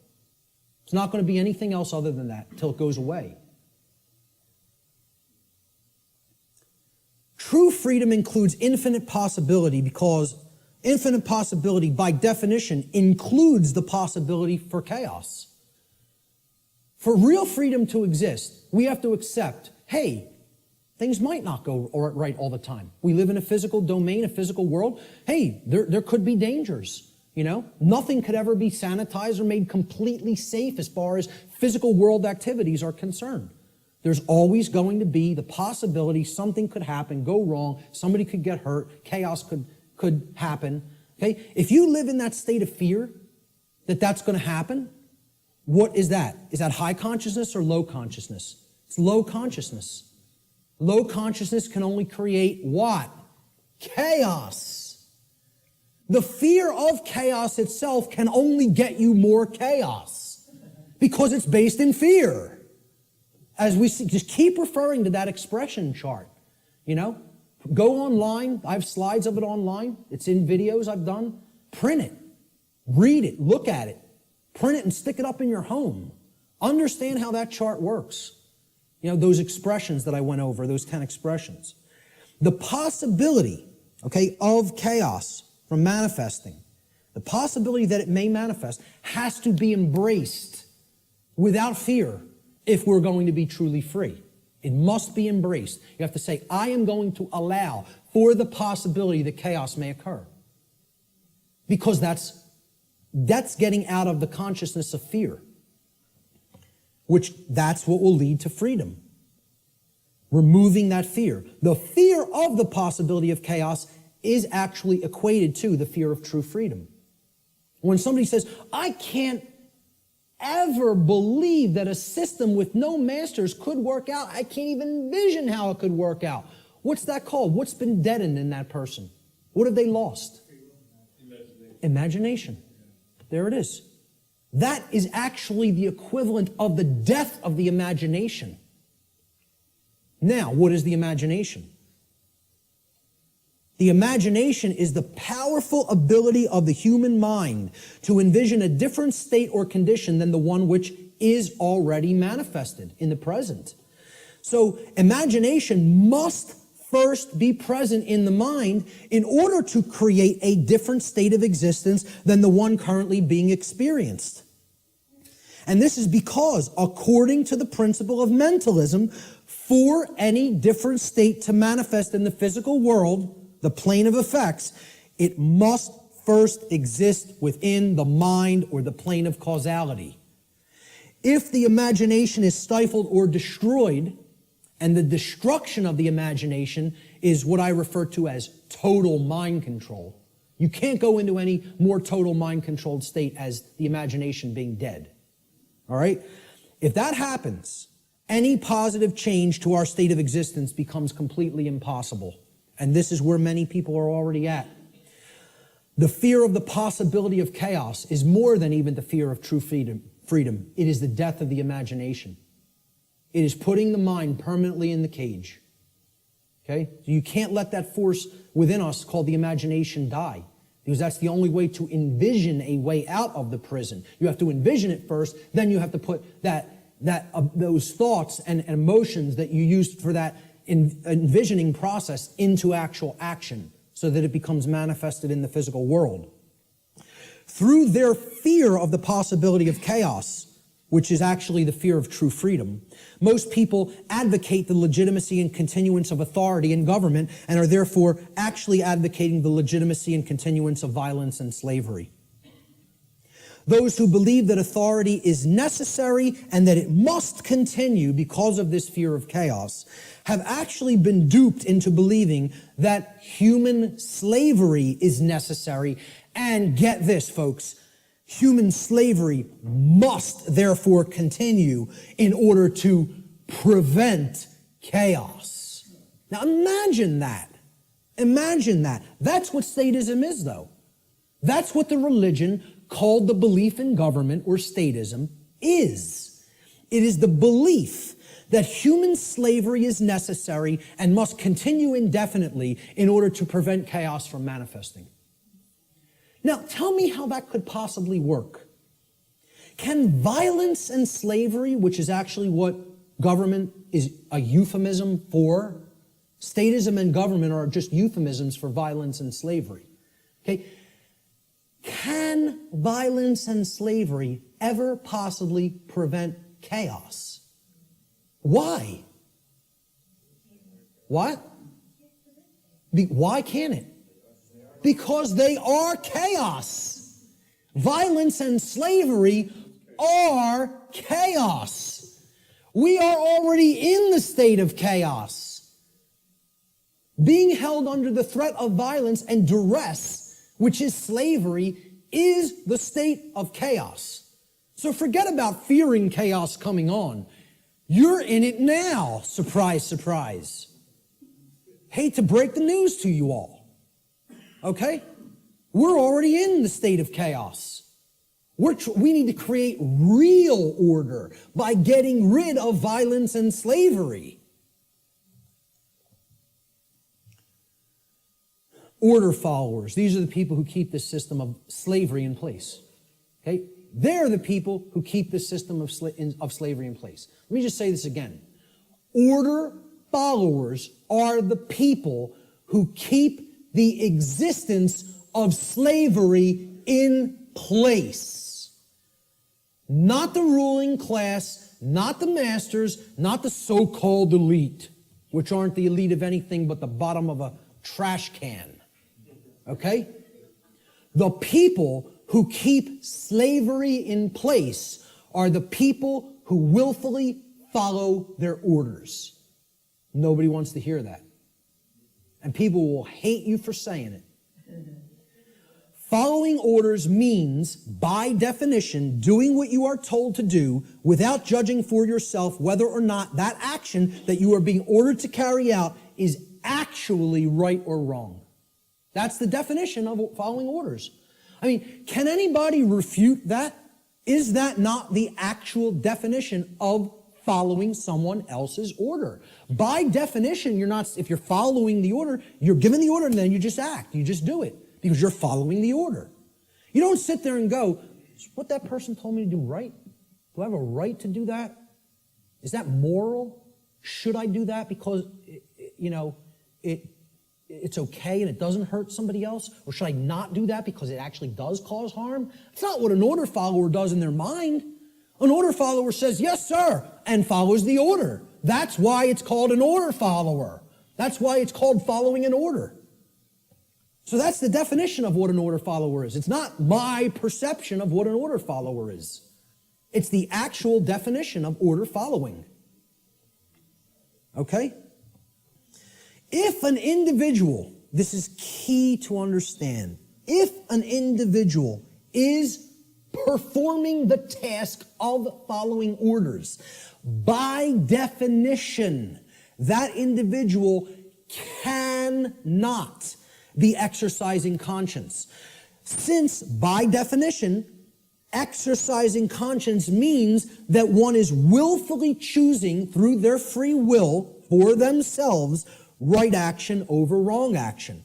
So the concept of following orders is completely polar opposite to the concept of exercising conscience. You cannot be doing the same things simultaneously. It's impossible to do those two things simultaneously. They are contradictions in terms by definition. Okay? Most people don't grasp that. Okay? By definition, if you're following orders, you cannot be actually exercising conscience, which involves free will choice based on the knowledge of right and wrong. Here's what order following gets us as far as a nation is concerned. Not that we're not already there, not that these people already didn't take us, because we're taken by them already, covertly. They took us through the school systems. They couldn't beat us militarily. So they said, well, let's send our ideologues over there and get into the minds of their children. And if you don't believe that's what happened, you're very, very, very naive. Not only the Nazis, but the communists as well. Because really, it's all just forms of socialism. That's what feudalism is. Worldwide socialism is, there's no such thing as private property. State owns everything. Rights don't exist. Property rights don't exist. Everybody's a feudal serf again. It's called neo-feudalism. I don't care which branch you come at it from. You want to come at it from the left, that's called communism. You want to come at it from the right, that's called National Socialism. Communism's international socialism. They're both the same force. It's called feudalism. Let's just call it what it is. It's called feudalism, which is in itself just another euphemism for slavery. They want neo-feudalism, which is the New World Order of slavery. Okay? And it's already here. It's not something that's coming. It's here now. The object is to get out of it. This is the result of following orders. That's what following orders gets to society. Following orders should never be seen as a virtue. Following orders is evil. I don't care whether you're, I don't care if somebody who is considered a holy man gives me an order and I follow it, I've just committed an act of evil, as far as I'm concerned. If I'm acting based on solely what somebody else has told me to do, that's evil. There's no morality in it at all. At all. At all. It's not a virtue. It's evil. Okay? Let me just make that so abundantly clear and state it so unequivocally. There's no such thing as any possible moral following of orders. The two terms are contradictory. All right? I was just following orders is never a valid excuse or justification for immoral criminal behavior, and this lame attempt to abdicate personal responsibility should never be accepted as a valid excuse for such behavior. And why it's done is through justification. And again, that means to create a right, from jus, meaning right or law, and the Latin verb facere, which means to make or to create. And this is what they say: I was just following orders. I was just doing my job. I was shutting down your protest. You don't have a right to speak. The politicians commanded me so. So I just came out and I was just doing my job, hitting you with a sound cannon. You know, just doing my job, just following my orders. It's a justification. You're a criminal. There's nothing moral in that. There's nothing virtuous in that. It's called criminal behavior, criminal activity. And what they do is try to create it into a right, make it into a right by a justification. And nobody should ever accept their justifications. Because you know what their justifications is? You know what they are? It's called a 100% crock of bull that is a complete lie. It's a lie. They're just straight up looking you in the face and saying, I'm not responsible for that. I just did it, but I'm not the one who's responsible for it because I was acting on orders. Well, see, this defense didn't work as the Nuremberg defense, and nobody in America should be accepting it. Nobody in America should be accepting it because they believe in the legitimacy of authority and government through mind control. That's what they believe it. They believe there's legitimacy to it. Most people actually believe that there's legitimacy to this criminal behavior because a class of people calling themselves government have magically been imbued and gifted with such rights, quote unquote. They believe they have rights other people don't. They themselves believe it, but worse is that the people who are actually affected by that criminal behavior, they believe they have the authority to do it. Gandhi said, you assist an evil system most effectively by obeying its orders and decrees.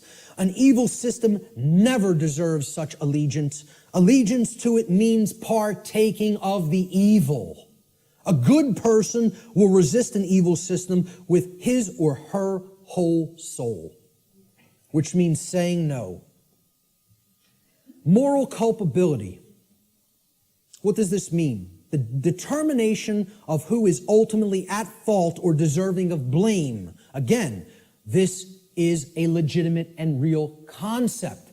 There is fault. There is blame. We got to get over this new age nonsense that nobody's at fault, nobody's to blame. You should never say, hey, you shouldn't have done that. That caused a lot of chaos and trauma for other people. You're not to blame. It just happened. No, wrong. The people who did the behavior are to blame. Who carried out the Holocaust in Germany? The people who followed their orders to do it. That's who carried it out. Order followers is the answer. Who carried out the purge of political dissonance in Soviet Russia? Order followers. And they're always in the form of police. Why do you think they call a totalitarian system a police state? Why don't they call it a banker state? How come they don't call it a politician state? What about a lawyer state? How about a judge state?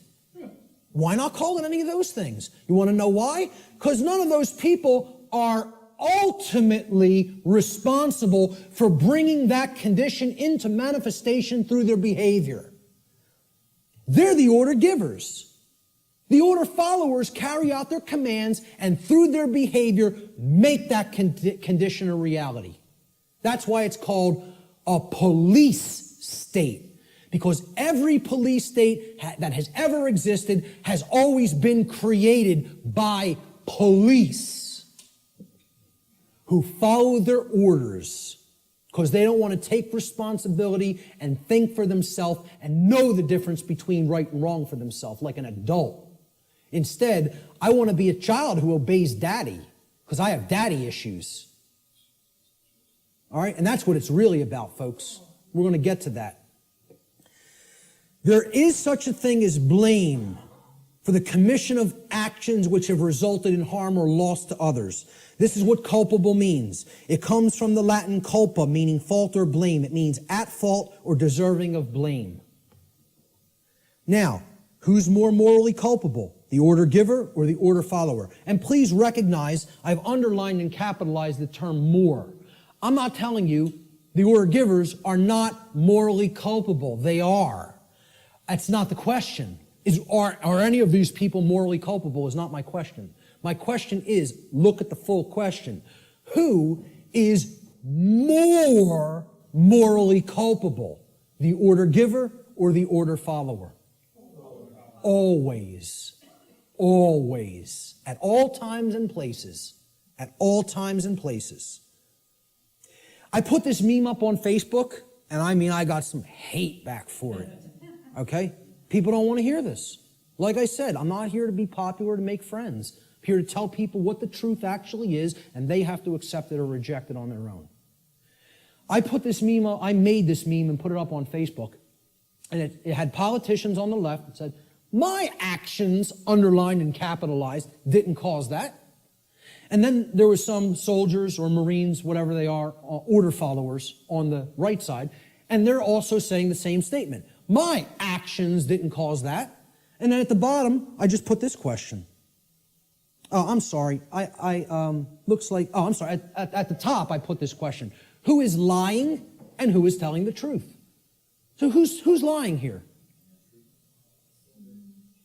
And if people can't see, I hope that they can see this horrific picture. This is the result of, bombings that took place in the Middle East around Iraq. And it's a father carrying his dead child in his arms, okay? Maybe if bombs were raining down on our children, we might think differently about going in and waging imperialism on other nations. I don't know. Maybe we might think differently about it, right? But when it happens to somebody else's child, that's okay. That's done in the name of freedom, okay? Well, who caused this? Did they cause it? No, they didn't cause it. They are not the actual cause of this. Because you know what all they did? They signed some pieces of paper, wearing their expensive suits, okay? And they told these guys, they said, well, you're under our orders now. Go and bomb these people. And you know what these people did? Say, yes, sir, and go and drop the bombs. And fire off the ammunition. Okay? These are the people whose actions create things like this. Not these people. All they're doing is speaking into somebody else's ear. All they've done is speech. Speech, not actions.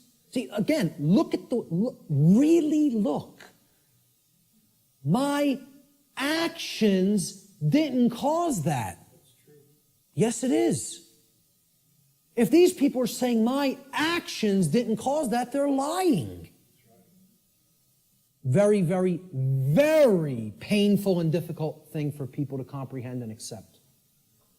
I'm not telling you shouldn't feel bad hearing this, but I'm telling you it's true. The painful truth, the order follower always bears more moral culpability than the order giver. For the reason that the order follower is the one who actually performed the action, and in taking such action, actually brought the resultant harm into physical manifestation. Order following is the pathway to every form of evil and chaos in our world. It should never be seen as a virtue by anyone who considers themselves a moral human being. Order followers have ultimately been personally responsible and morally culpable for every form of slavery and every single totalitarian regime that has ever existed upon the face of the earth. That's the painful truth that people don't want to accept because they want to believe the absolute nonsense that order following is a virtue of any kind. And it needs to be obliterated from the face of the earth because it's not the way to any kind of virtues or order. It's the pathway to evil and annihilation. That's what it is. Responsibility versus abdication. So why don't these people want to think for themselves? It's too easy. It's too easy to just follow the orders of somebody else. They believe somehow magically this absolves them of personal responsibility to choose right from wrong. An individual's personal responsibility to choose right action over wrong action for themselves always belongs to that individual. And that responsibility can never be given to another person or passed along. One can only claim and imagine that they can abdicate their personal responsibility for such choice to someone else. It can never actually be done in reality. You're only making a claim. I'm not responsible for that behavior because this person told me to do it. That's just a claim. And moreover, what it really is it's just a damn lie. Okay? More simply put, an individual is always personally responsible for their own actions, period, and the end. If you did it, you're responsible for it. There are no cop-outs. Stop trying to make excuses or justifications for criminal behavior. Own up to personal responsibility. If you did wrong action, you did it. You caused it. I like how David Icke words this. He says, accept responsibility for yourself and your actions, thoughts, and words. You alone make these choices, so you alone are answerable to the consequences of your behavior. The feeble excuse that your boss required it, that the establishment expected it, holds no truth or justification. What is the point of having principles if you allow others to dictate your behavior? Really, those who allow others to dictate their behavior don't have principles. And there's a reason they don't have principles, because they hate themselves. They're in psychological self-loathing, and there's a reason they're in that state, which my future work is going to cover in depth, in extensive depth and detail. At the end of the day, you will judge your performance and the contribution you've made to creation. It will not be based on what another expected of you or what you did because you felt trapped. Like, oh, there's no other way. I can't envision my way out of this. I can't envision doing something else. I might have to get another job. I might have to read and learn. I can't envision becoming a different person than the identity I've already forged for myself. How could I possibly imagine that? I have all my eggs in this basket. My whole ego identity is all wrapped up in my job and what I do. That defines who I am. I can't go against that.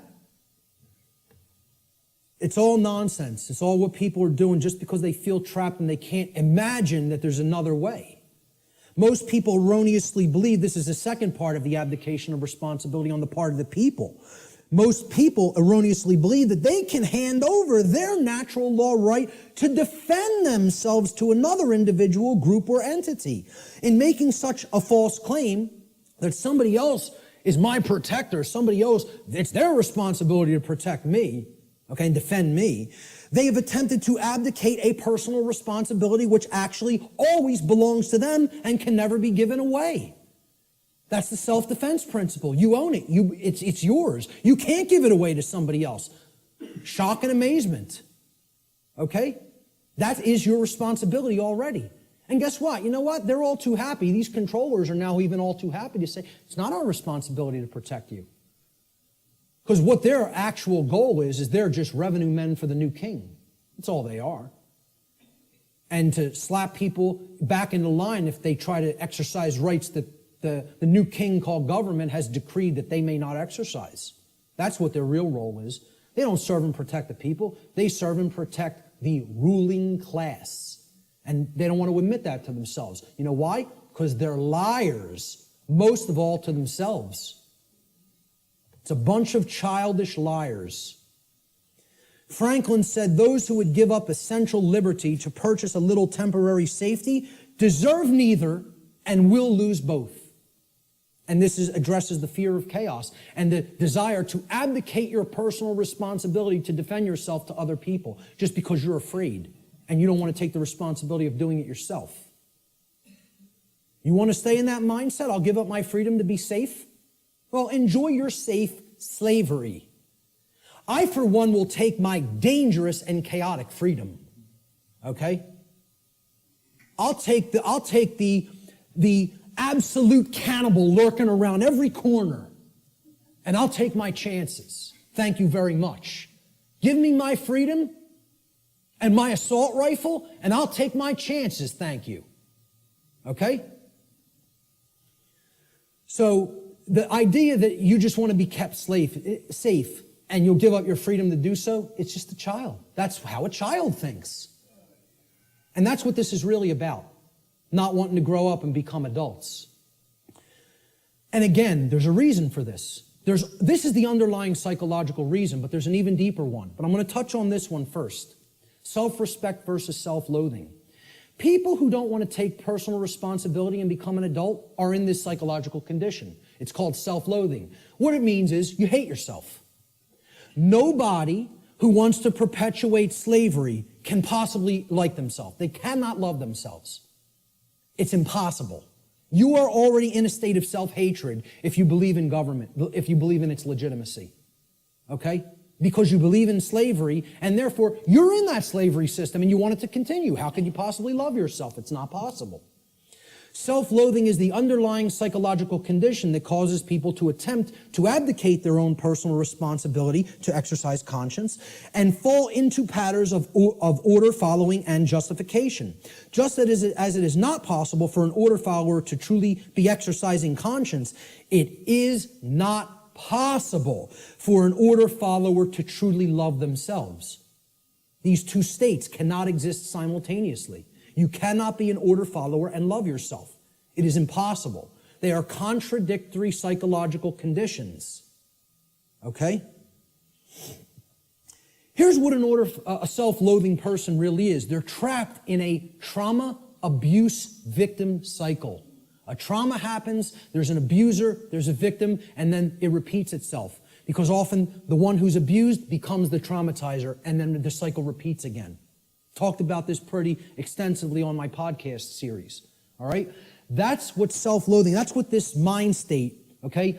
This is a golem creature, okay? It's a 100% programmed and lifeless thing that is imbued with the ability to actually move like a robot.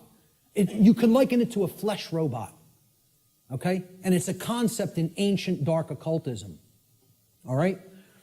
And the golem is driven by the force of self-loathing. And that's what the order followers are. They're golems. Okay? I'm not saying this to insult people. I don't really care how people take it. I'm telling them what they really are and what the dark occultists think of them. They call them their dogs and their pets. That's their name for the police and the military. I did a whole series on that. Okay? And I'm not telling you that from book knowledge. I'm telling you that from their lips to my ears. That's what they call them. The golem is in this mindset. Since I have suffered, I will cause suffering to others. Since I can't deal with my nested psychological traumas and childhood issues and inadequacy issues, okay, I'm going to take out all of that nested, subconscious, psychological frustration on other people that I have no right to take it out upon. That's the golem mindset. Self-loathing is created when an earlier trauma has been suppressed and buried deeply into the subconscious. That's the role of the subconscious, to protect the conscious mind from traumatic experiences so that the conscious mind doesn't keep reliving it and therefore re-experiencing it in the physiology. However, if we never bring up that shadow material to the conscious level, it builds and builds and builds until it ultimately destroys us, psychically and spiritually. All right? Instead of confronting, dealing with, and healing that trauma, people don't want to do that work. It's too hard to dredge up that shadow material. It's hard work. Believe me, to come out of the mind state I was in, I had to do that shadow work for years. Years of more suffering and pain, saying, what do I have to look in the mirror and confront about myself? And then work to change and admit thousands and thousands and thousands and thousands of times, I was wrong, I was wrong, I was wrong. I don't know how many thousands of times I had to look in a mirror and say that to myself. Sometimes to a point where I was so depressed I couldn't get out of bed for days. I would just lay in bed and play doom metal all day. Literally, endlessly, repetitively. And just sitting there in that condition of total self-loathing and total depression because of what I know I took part in. And that I know was still my mental makeup, was still my psychological makeup that was going to take years to get out of. And I'm trying to explain this to prevent people from having to go through all that suffering. This knowledge can be gleaned without having to go down that path. It can be done. I'm not telling you that's easy work, but it is possible. Such trauma could take the form of feelings of inadequacy, whether they are real or imagined. And you know what that mind state ultimately is? It's a self-prison. That's somebody putting themselves in a cage.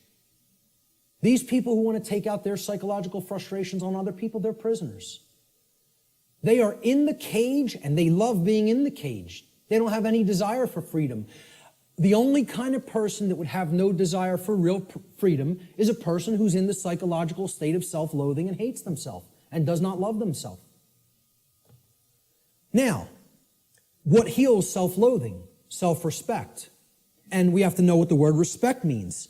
And this is about looking at yourself. Introspection. Respect comes from the Latin re, meaning again, and the Latin verb spectare, which means to look at.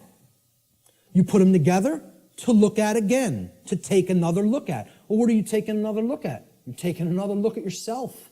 That's what respect starts as. You can't give something to somebody that you don't have. If I don't have $10 in my pocket, can't give it to you. If I don't have a coin in my pocket, I can't give it to somebody else. You got to have it first to give it. So nobody can give respect to anybody else unless they first developed it inwardly. Self-respect has to come first. And that's why these people don't respect anybody, order followers, most of all themselves. Until they do that work of self-introspection, they're not going to develop that self-respect. And I'm not telling you that's easy work. It's hard work that can take a lot of time. And it's dredging up shadow material that most people want to run away from. They don't want to confront that about themselves. Only self-respect can heal self-loathing and therefore help to put an order follower on the path to conscience. We need to take another look at ourselves. The lost word. All right, this is the end of the natural law segment, and I'm just going to talk about solutions toward the end a little bit. All right? The lost word. It's a concept in esoteric Freemasonry, which represents a state of consciousness that has been largely, quote-unquote, lost to the majority of human beings. In order to speak the quote-unquote lost word, a human being must work upon themselves in order to achieve a state of equilibrium or balance between the left and right hemispheres of the brain. In such a state of balanced consciousness, the being has come to know oneself, as well as the working operations of the macrocosm, meaning natural law. In doing so, that person has also come to understand the objective difference between right and wrong, or as these concepts are referred to in the tradition of Freemasonry, they have come to understand the difference between light, which is right, and darkness, which is wrong. Or light, which is knowledge of right and wrong, and darkness, which is ignorance of right and wrong, respectively. All right? What is the lost word, though? That's the lost word, ladies and gentlemen. You know the knowledge of the highest levels of Freemasonry now. Most actual Freemasons in the lodge system don't know the lost word. The lost word is no. And I would suggest to you, it is a dual word. The lost word is dual, meaning it's two things. It's not just one. It is the word no, N-O, and it is the word know, K-N-O-W. Those are the lost words. Okay? In the enlightened state of consciousness generated through the knowledge of natural law, a human being is finally able to speak the so-called lost word, which is no. No is the word of all power. Only when we say no to those who would claim to be our owners, those who would claim that it is they who will decide which rights we have or do not have, do we stop externalizing our power to anyone outside of ourselves, and in doing so, reclaim all of our rights, all of our property that has been taken without right. Sadly, very, very few people in our world have the knowledge, care, and courage that is required to do this. This is why this all-powerful word is considered lost. And there's the other variant of the lost word, know.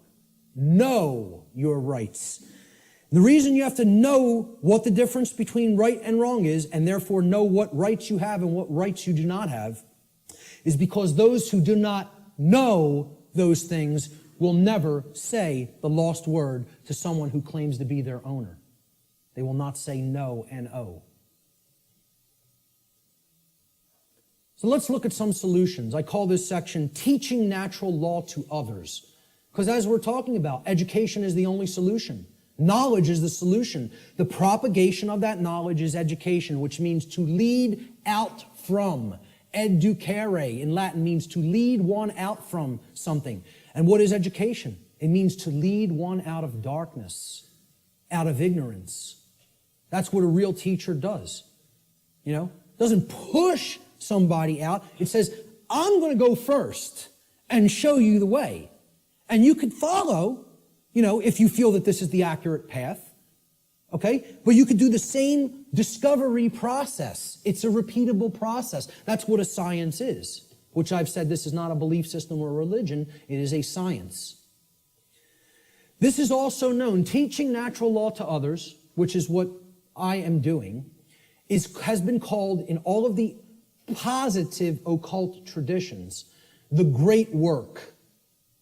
And I call it the true great work, because the dark occultists take everything and twist it around, and they have their own variant of the, quote, great work, which is creating a world of total slavery. That's the dark great work. I call this the true great work, or the light great work, however you want to refer to it as. It's just a piece of jargon. It's just a tag that we put on it. Shift happens. Well, maybe, but maybe not. The result's not guaranteed here, folks. The New Agers want to tell you it's all guaranteed, it's all in hand, you know. The Zeta Reticulians are going to be coming in from orbit any moment here, give us all the secrets to the universe, save us from our own ignorance, you know. You just got to wait a few more years or decades or millennia. But they'll be here soon. A quantum shift in human consciousness is required for humanity to become free of its self-imposed state of slavery.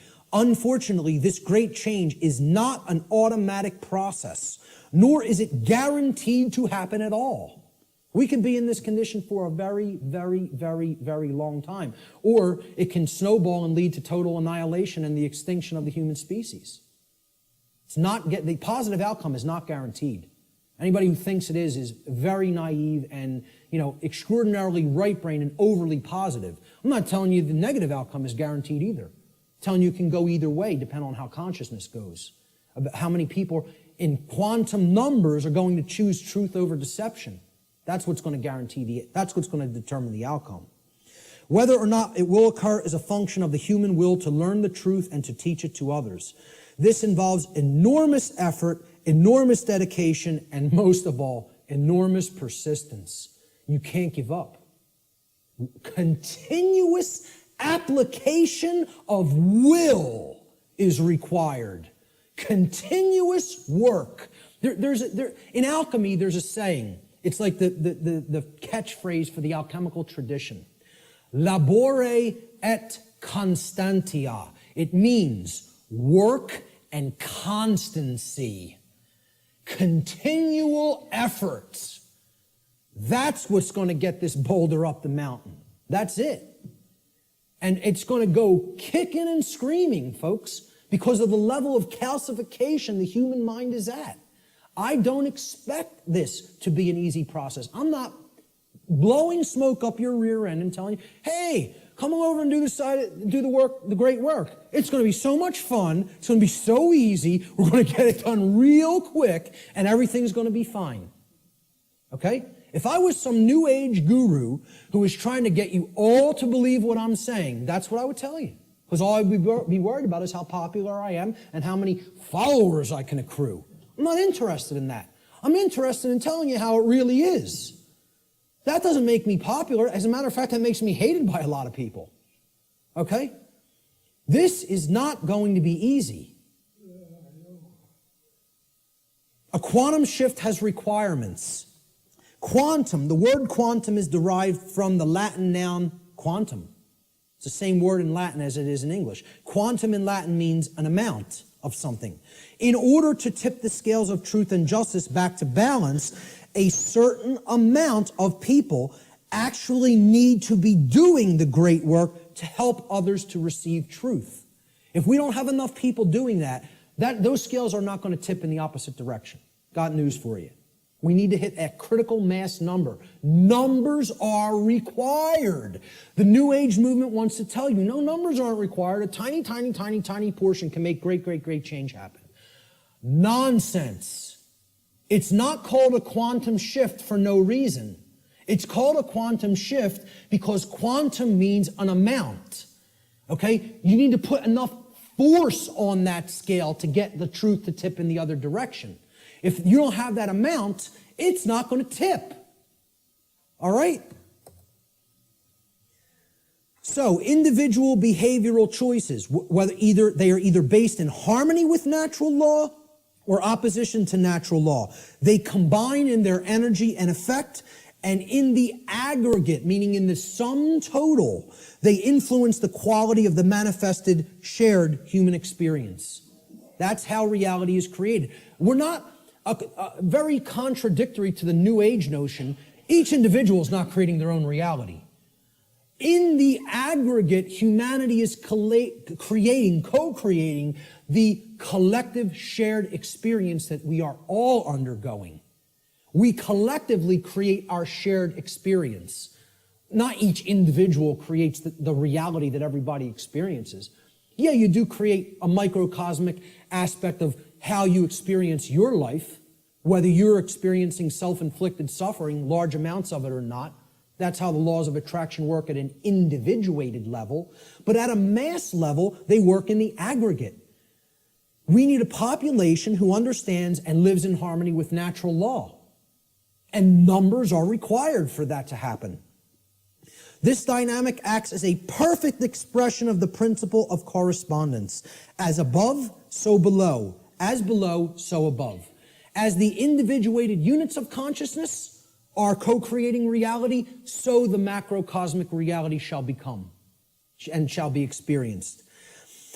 Decisively contrary to the New Age view, in order for a quantum shift to take place, numbers are required. So what is the true great work? The true great work can only be performed after one has already realized the truth regarding natural law and brought oneself, one's own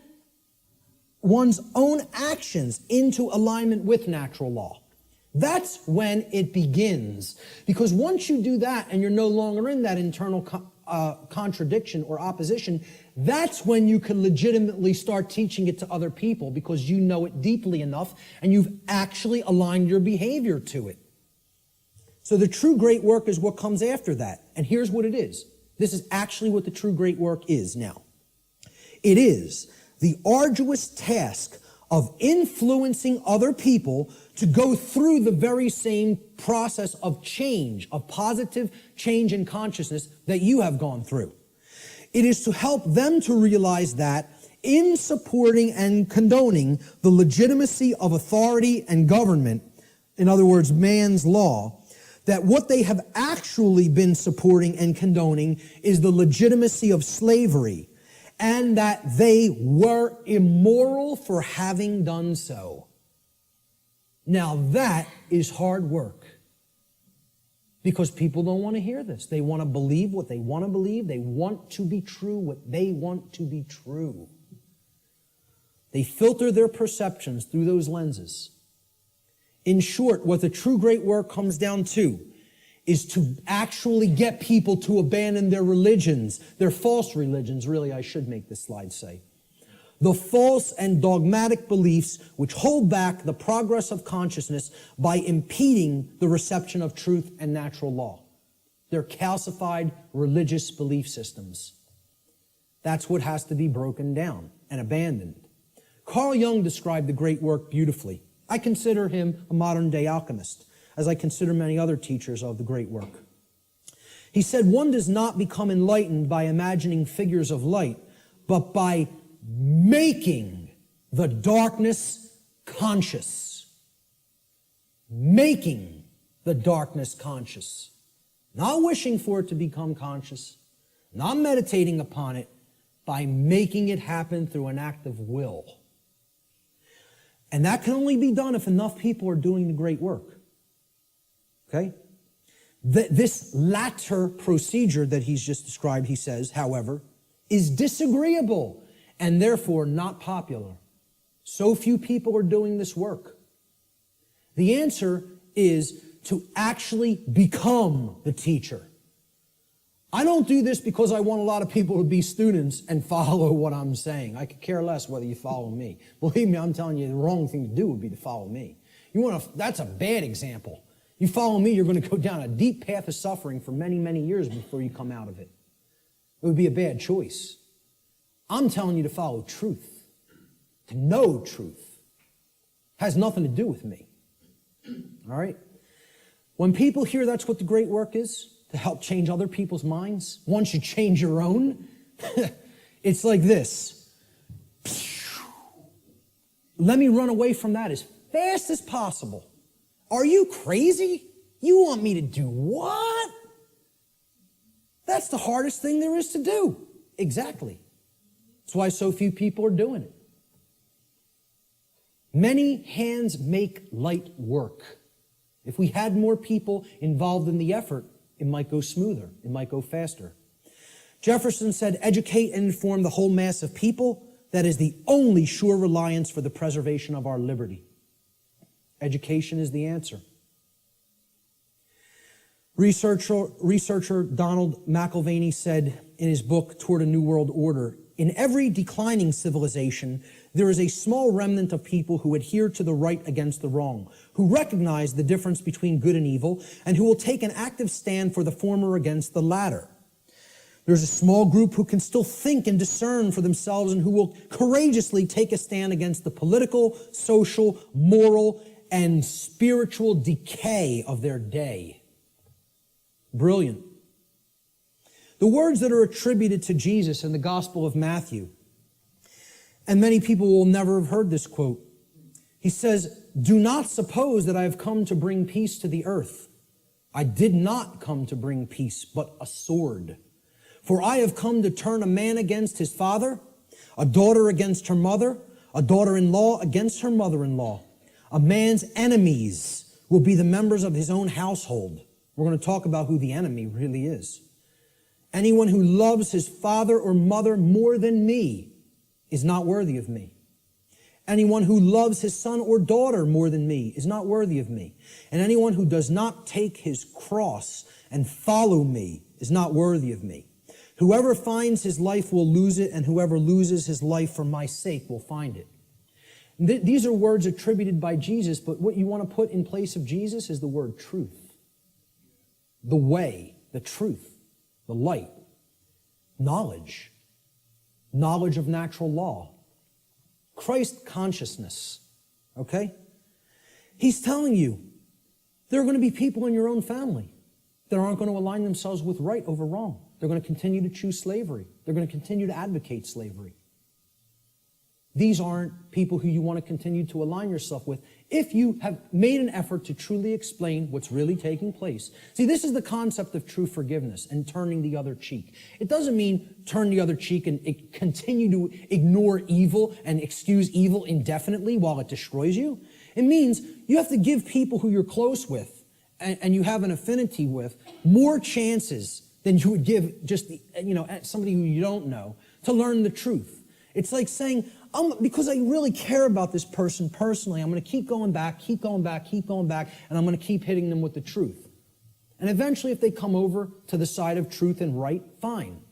But what he's saying here is eventually, this spiritual war is going to go hot, so to speak.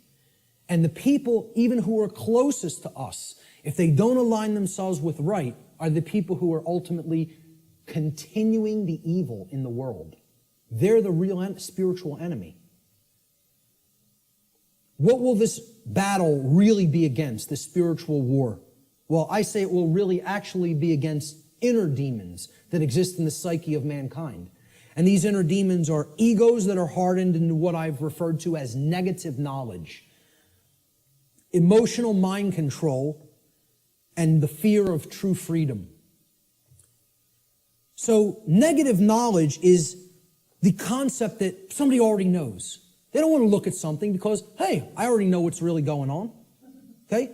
It's the illusion of knowledge. The greatest enemy may not be ignorance, but rather the illusion of the actual knowledge. And people don't have the truth. And not only don't they have the truth, so they're at zero there, right? They're at the 0 point there because they haven't really started looking into truth for themselves, but they're attached to all this stuff that isn't true. So that puts them in the negative. They got to do work to get back to zero of knowing nothing. That's why I call it negative knowledge. Got to do hard work to get back to a clean slate, to start taking in some good stuff. Many people are in that state, and the people who are in that state largely are the overly intellectual, the super left-brained, the left-brain prison, folks. Emotional mind control is the second inner demon. I encounter this all the time through people with my work, because many people don't have the thick skin to listen to somebody like me, and that's okay. That's all right. Again, what Art talked about is that in the ancient traditions, they talked about reserve the meat for the strong men and furnish the milk for the babies. All right? I'm not here to convert the babies. I don't have the patience for that. I don't have the energy for that. What I'm trying to do is get the other teachers ready who might have the energy and patience for that, because that's not me. And I'm being 100% perfectly honest with you that that's not me.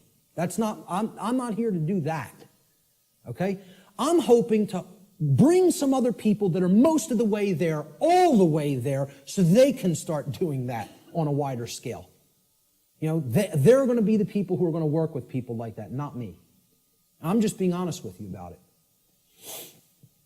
Emotional mind control comes in a couple of forms. Well, if this is unpleasant, the New Age variant is this right here. If it's unpleasant, I don't want to hear it, I don't want to see it, and I certainly won't want to tell others about it. See no evil, hear no evil, speak no evil. I'll just ignore it and it'll go away on its own. Well, what happens when you do that with any kind of a sickness or a problem? Does it get better? It gets worse. The second form of emotional mind control is people have a problem hearing truth because they don't like or prefer the way it's delivered. I'm not going to stop delivering truth the way I deliver it. This is my style. I like my style, personally. I don't think I have a problem at all in the way I present.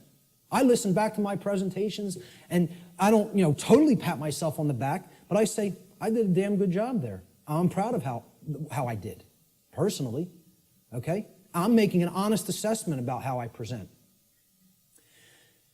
And again, I realize my presentation style is mostly for the thick-skinned. It's not for the people with super delicate sensibilities. So be it. That's not really who I'm trying to reach. I'm trying to do vertical integration, not horizontal integration. Build up the community of people who really get it, and they can start propagating it to the masses.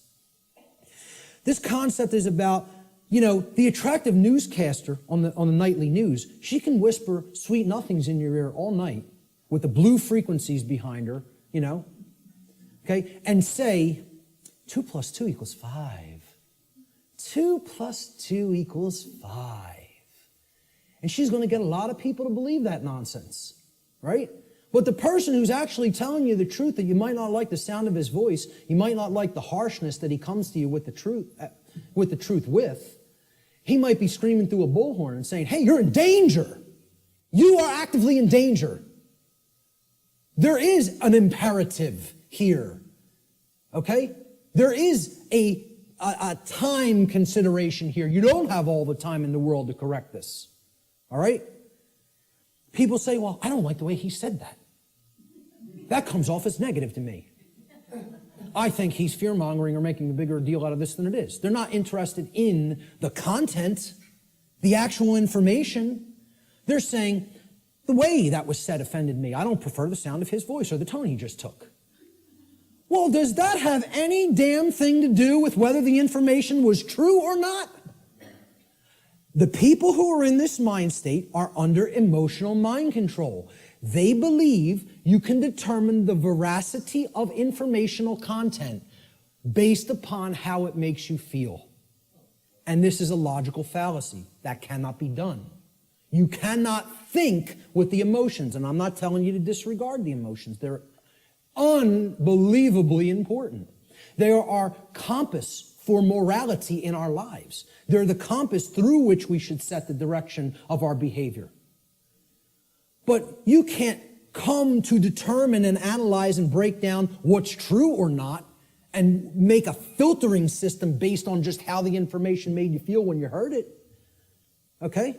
You have to actually think with the mind, with both hemispheres of the brain, with true intelligence to come to filter and determine what's true. Okay? No matter how much anybody wants to, give you that soft, sweet, pleasant, emotional voice, okay? That person's still lying to you. And no matter how much the person who comes with an abrasive, harsh, nasty, or scratchy voice might keep telling you 2 + 2 = 4, and you don't personally like their tone, guess what, folks? It still equals 4 at all times and places. That's the truth. No amount of pleasantry or wrapping up the lie is ever going to make this statement on the left here true. Ever. But yet, that's what people would rather prefer to hear if it's told to them in a nice, pleasant tone. Truth is belligerent, as I said at the beginning of the presentation. It is, by its very nature, at war with the forces of falsehood and deceit. Brecht. We literally believe that we are in the right to ignore a message of truth if the messenger is somehow distasteful to us. I would argue this to be a symptom of total madness. That's an anonymous quote I also found on a forum. And that's a great piece of wisdom. That's a gem of wisdom right there. It is total madness to disregard truth just because we don't like the way it was said. It's called emotional mind control. It's been a big part of my work that I've tried to explain to people. Where does the fear of true freedom come from? All right, and this is going to lead into my future work, which is a whole nother series of presentations. I'm going to go deeply into this in the future. It's very difficult to see here. There's actually a tree there. It's kind of in a deep red because I'm going to put some text over top of it. I should have started it in a more bright red and then faded it into the background, but forgive that on this slide. You can look it up here at the top of the tree. There's the leaves, all right? The leaves are one's refusal to own their own personal responsibility. Now, you would think, oh, that's way down at the root. No. That's the symptom that's manifesting up at the top of the tree. That's actually the leaves on the tree, the leaves and the twigs, right? Then we get down to the big branches and the trunk of the tree. We're getting closer to the heart of the real psychological issues that are at work driving the negative aspect of the problem, all right? And this we've already talked about, self-loathing due to lack of self-respect. Now, what am I really describing here? What have we actually been describing? What kind of people want to live in perpetual refusal to own personal responsibility because they have some nested traumatic issues that have led to self-loathing and lack of self-respect? What am I really describing there? What? Well, yes, it's a slave mindset, but there's something else that I'm describing. What kind of person is that? A child. Thank you. We're talking about people who are psychologically, emotionally, and spiritually immature. They have not grown up. They have not accepted personal responsibility, which is a hallmark of true adulthood or maturity. And this is due to the trauma that they've undergone that's led to self-loathing, okay, and the lack of self-respect, which is why they don't want personal responsibility. They want to remain an eternal child. Now, let's find out what is at the root of this tree of evil. Because until we go into this space, into this causal factor of these other manifesting psychological conditions, we're not actually hitting the actual root of the problem. If a child doesn't like themselves, they hate themselves, they feel they're not good enough, they're not worthy, they have all these imagined feelings of inadequacy and self-loathing, okay? And that's expressing their refusal to grow up and take personal responsibility for themselves in their adulthood. What kind of trauma, specifically has that child more likely than not psychologically undergone. They've gone through a specific type of childhood trauma. And I would argue that most people on earth have gone through this type of trauma. And that type of trauma is called abandonment. The human species is suffering from very deeply seated parental abandonment issues that lie at the very core of the psychological condition that we call the human condition. Until we deal with that nested psychological trauma that has been created through abandonment issues, we're not hitting the roots of the tree of evil. We're not getting down to the very core issue that needs to be understood. My future work, I'm going to be presenting this on December 12th in Philadelphia, for anybody who's in the Philadelphia area. It's going to be what I would call a synthesis, an explanatory synthesis of why this is the root psychological condition of humanity. I call it cosmic abandonment. And this is going to be one of the biggest aspects of the next part of my work. I think it's going to really set my work apart from others in the truth and freedom community and the alternative research community. Until we wrestle with those psychological abandonment issues, we're not getting to the heart of what's causing these other problems in the human psyche, like self-loathing, the lack of the development of self-respect, and the refusal to own the responsibility for one's own actions. And I'm going to connect this with human origins. And I'm going to make the case that it has always been like that. It has always been like that. We have been children on this planet since we have been on this planet. And we have never actually psychically, psychologically, and emotionally and spiritually grown up, because as a species, we have undergone what I term cosmic abandonment. So that's going to be coming up in future aspects of my work. What will be required on the part of those performing this great work? And it is like Sisyphus rolling that boulder up the hill. We just got to get it up to the top and give it that one last push so we don't have to keep doing it again. Who knows how many times we've already tried to do this, and it's ended in failure. We need the knowledge of the real enemy, okay? And we'll get to what that is. We need to devote ourselves to service to truth, not even service to humanity. I'm not saying that's not a great virtue to have and to enact. I'm telling you we need to go beyond that. This isn't about service to me, you, or any other individual. It's about service to truth and principles first and foremost. And we need courage and persistence. And then we need practical real-world skills. The knowledge of the real enemy needs to ultimately come first. And this isn't it, folks. This priest class that goes and meets and has the rituals at Bohemian Grove, I'm not telling you they're not evil. I'm not telling you they're not psychopaths. I'm not telling you that we don't need people like that in the world. Okay? I'm telling you that in this spiritual war, this is a tiny, insignificant, as far as numbers are concerned, fraction of the totality of the human population that could not possibly control the minds and the behaviors, and therefore the behaviors of the masses of people without our compliance, without our ignorance.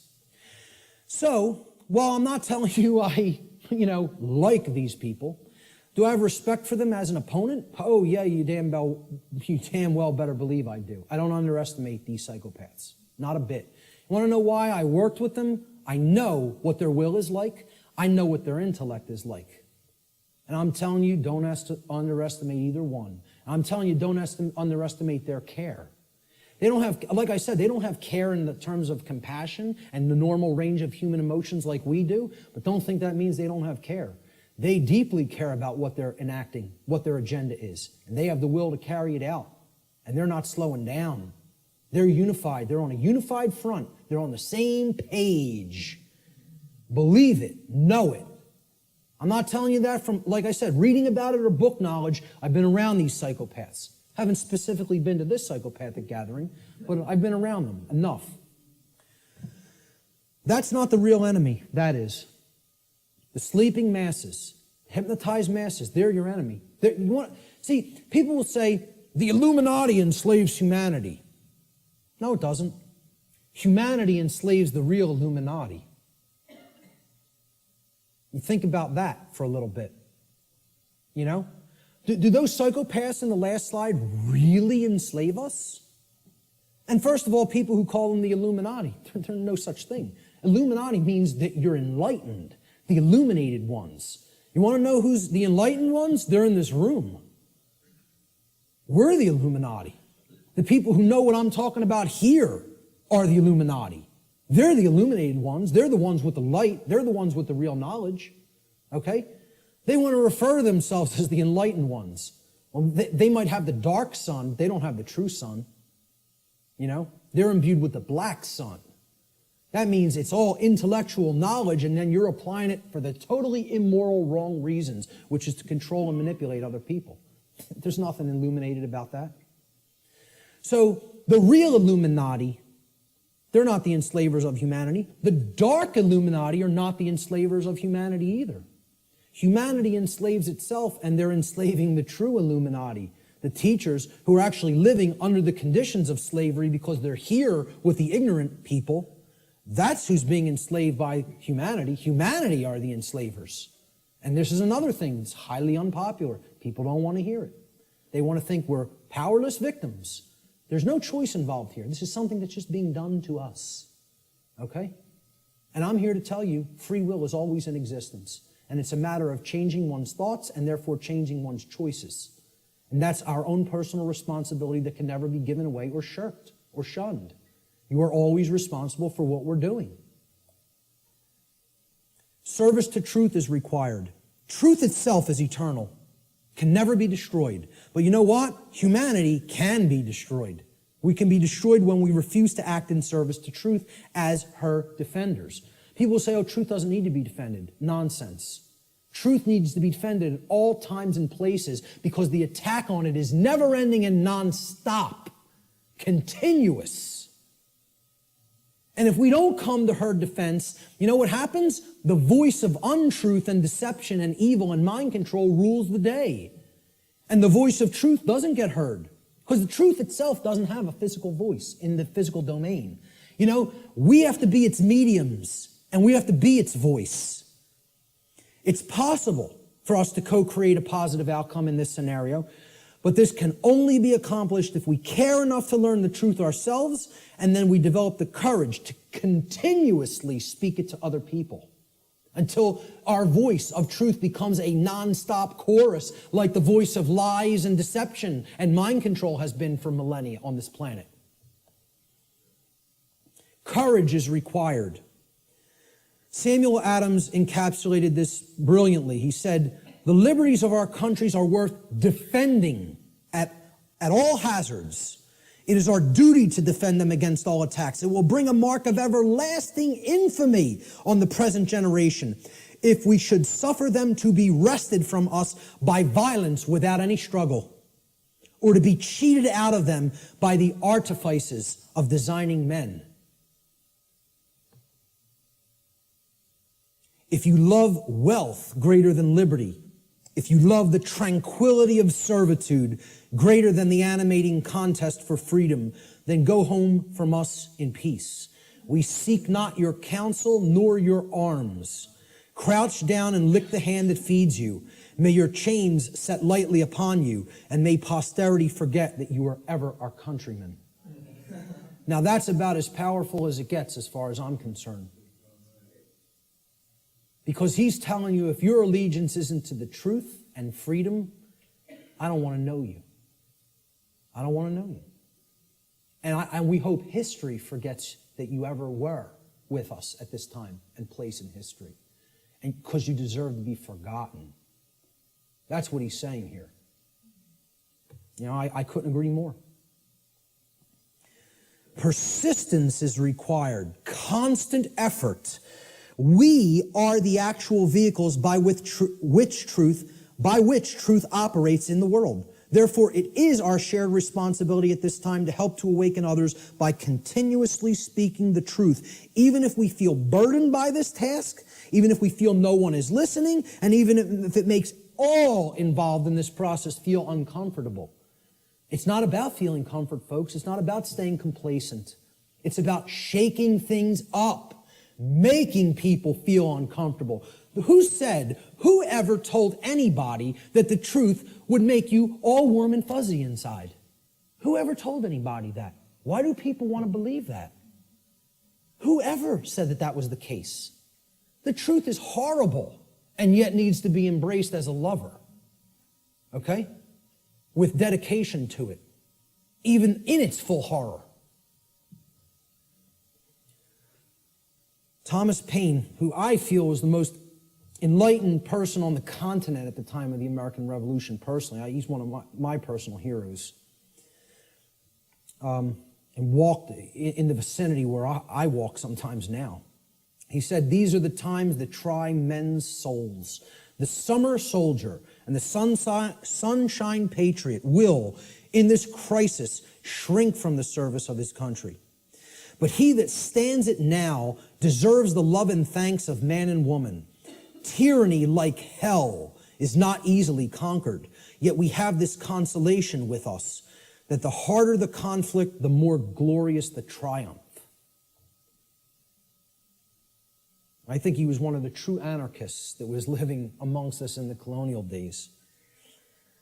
Words attributed to the Buddha, Siddhartha Gautama. He said, "There are only two mistakes that one can ever make on the path to truth: not starting and not going all the way."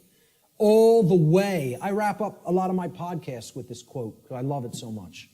It's about persistence. It's not about saying, "Hey, I went this far and now I'm uncomfortable to see the rest of the picture. I made it 3/4 up the mountain. That's far enough. Let me set up my base camp here. I'll pitch my tent and I'm staying here. No farther. I don't want to see the peak." Okay? Until we become fully enlightened and go all the way to the summit, don't expect things to change. Don't expect them to get better. The truth has to be taken in its fullness. We need real world practical skills. You know, this isn't just about, "Oh, I know this now and I don't actually need any skills." Okay? To communicate truth, skill is required. Knowledge is required. Okay? To reach a good amount of people. Yeah, you can just talk to the people around you. You can communicate, to a small fraction of people that way. I'm not saying don't do that, even if you don't have these other skills. I'm saying if you want to get it out in a big way to the masses of people, and in the new form of media, which is doing things like this, through the correct and positive and empowering use of technology. People want to say, "Oh, technology is not, there's no role for it. We got to get rid of technology." Technology is a thing that improves life at every scale and level. It's a tool. It's how it's used. Exactly. Okay? We're using technology for a powerful and enlightening purpose right now. And that's its intended use. It's to serve humanity and to serve truth. Okay?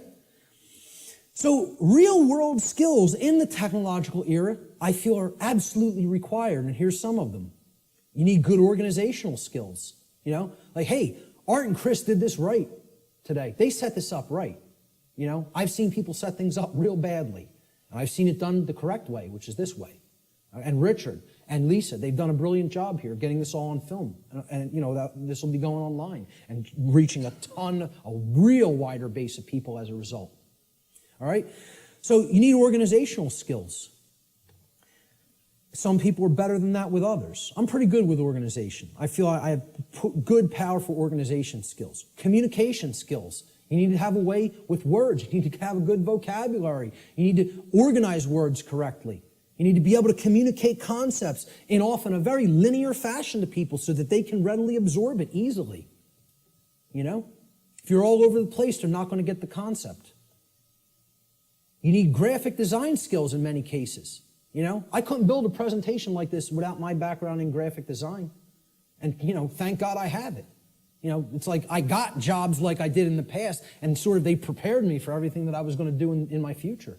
Synchronistically worked out like that. But, you at least got to know how to lay out a flyer, folks. How many people here can lay out a simple flyer? That's awesome. I'm so highly impressed by that. I'm telling you, I've asked people that in other presentations, like 2 people raise their hand. That's awesome. Okay? You should be proud of that. Presentation skills, like putting something like this together. How many people have basic presentation skills with a computer? All right, a little less, but not bad either. I'm impressed. Okay? Audio skills, you know. Sometimes you got to work with audio, you know, podcast audio, etc. Video editing skills. I know Richard's a master at that. Website development, you know. This was laborious in the past, just 10 years ago. You know, we have free open source content management systems now that make this almost a breeze. You know, it's just somewhat, a little bit of a learning curve, but once you get there, hey, you're off to the races. You can maintain multiple websites then, right? So how many people can build a simple website by a show of hands? That's also awesome. I mean, you know, kudos.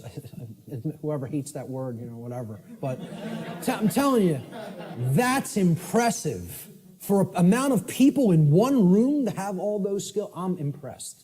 It's very rare, all right? Networking skills. I mean, literally like people skills. I'm weak on this, all right? I can do it. I don't like doing it. I don't like marketing and promotion either. I'm not a good marketer of my work. I'm trying to get better at that, but I need some work with that. And maybe there's people that can help me with that. But, you know, I have a good chunk of all these skills. I could do all of them. I'm not so good on the last two. I need more work. But, you know, if most of us don't have these skills, we're not going to be reaching the optimum number of people. We need to become the new media that is dedicated to truth and put that out there for other people's consumption and other people's edification. All right? We are the answer. We are the illuminators, the ones who will help to enlighten other people once we've taken this knowledge into ourselves. And then that's only the beginning, folks. You got to put it back out there. I tell people the story. I had all this knowledge for a long time, sitting on it, doing nothing with it, just taking more in. Oh, I want to make sure I got it all right. I want to make sure I got the whole picture. I go to a meeting in the state of Virginia. Virgin, the goddess, okay? Care. Very synchronistic. A woman comes up to me. She says, "You're one of the most knowledgeable people I've come across. What are you doing?" So what do you mean, what am I doing? She said, I mean, what are you doing with all the knowledge you have? You doing lectures, presentations, videos, audio? What are you doing? I'm not doing any of those things. I'm just taking a lot more in, downloading a lot more videos. She goes like this, and it's just so matter-of-factly and harshly. What makes you think you have the right to do that? What makes you think you can keep taking all of this in, all of this in, all of this in, and not put any of it back out? What makes you think you even have a right to do that? It was like somebody hit me in the face. She said, this was her phrase. She said, I'll never forget it. You're Niagara Falls in a water balloon. You're taking all this in and all this pressure building up. It's got no outlet. It's going to burst. She said, you have to put an outlet valve on that knowledge and let it flow out of you and go out to others, and then more will come in. Right now, there's no pressure release valve. You're Niagara Falls in a water balloon. It's like a truck ran me over, you know? Literally like I got hit by a truck. I came up with the idea for what on earth is happening like a couple of weeks after that, because it's all I could think about. All I could think about is what she said. It kept echoing in my head. What makes you think you have a right to do that? And didn't say it nice. Like said it like, you know, you're not doing the right thing here. Get up off your ass and do something. That was the tone it was said in. And I totally appreciate it, you know. Who knows, man? If that wasn't said to me at that time, I might not be doing anything. I might not have done a thing. You never know. I like to think at some point I would have, but at the crossroads, this is the last section. Then we'll get to some questions. Quote by R. Buckminster Fuller, "The dark ages still reign over all of humanity, and the depth and persistence of this domination are only now becoming clear. This dark ages prison has no steel bars, no chains or locks. Instead, it is locked by misorientation and built upon misinformation. Caught up in a plethora of conditioned reflexes and driven by the human ego, both warden and prisoner attempt meagerly to compete with God. All are intractably skeptical of what they do not understand. We are powerfully imprisoned in these dark ages simply by the terms in which we have been conditioned to think. The conditioning of our thought is what has kept us in this prison. And only now, the actual depth of the dark ages that we are in are starting to become clear to some people. We are in the time that I call the apocalypse. And actually, I want to start rephrasing this. I want to actually explain to people we're not in the apocalypse anymore. We are now in post-apocalyptic times. We are living in post-apocalypse. The apocalypse has already occurred. It's over. We are living in the time after the apocalypse. And what do I mean by that? Well, we got to look at the meaning of the word. Okay? From the Greek prefix, apo, which means away from, off of, or removed from. And then the Greek verb kalyptine, which means to cover or to conceal or to hide.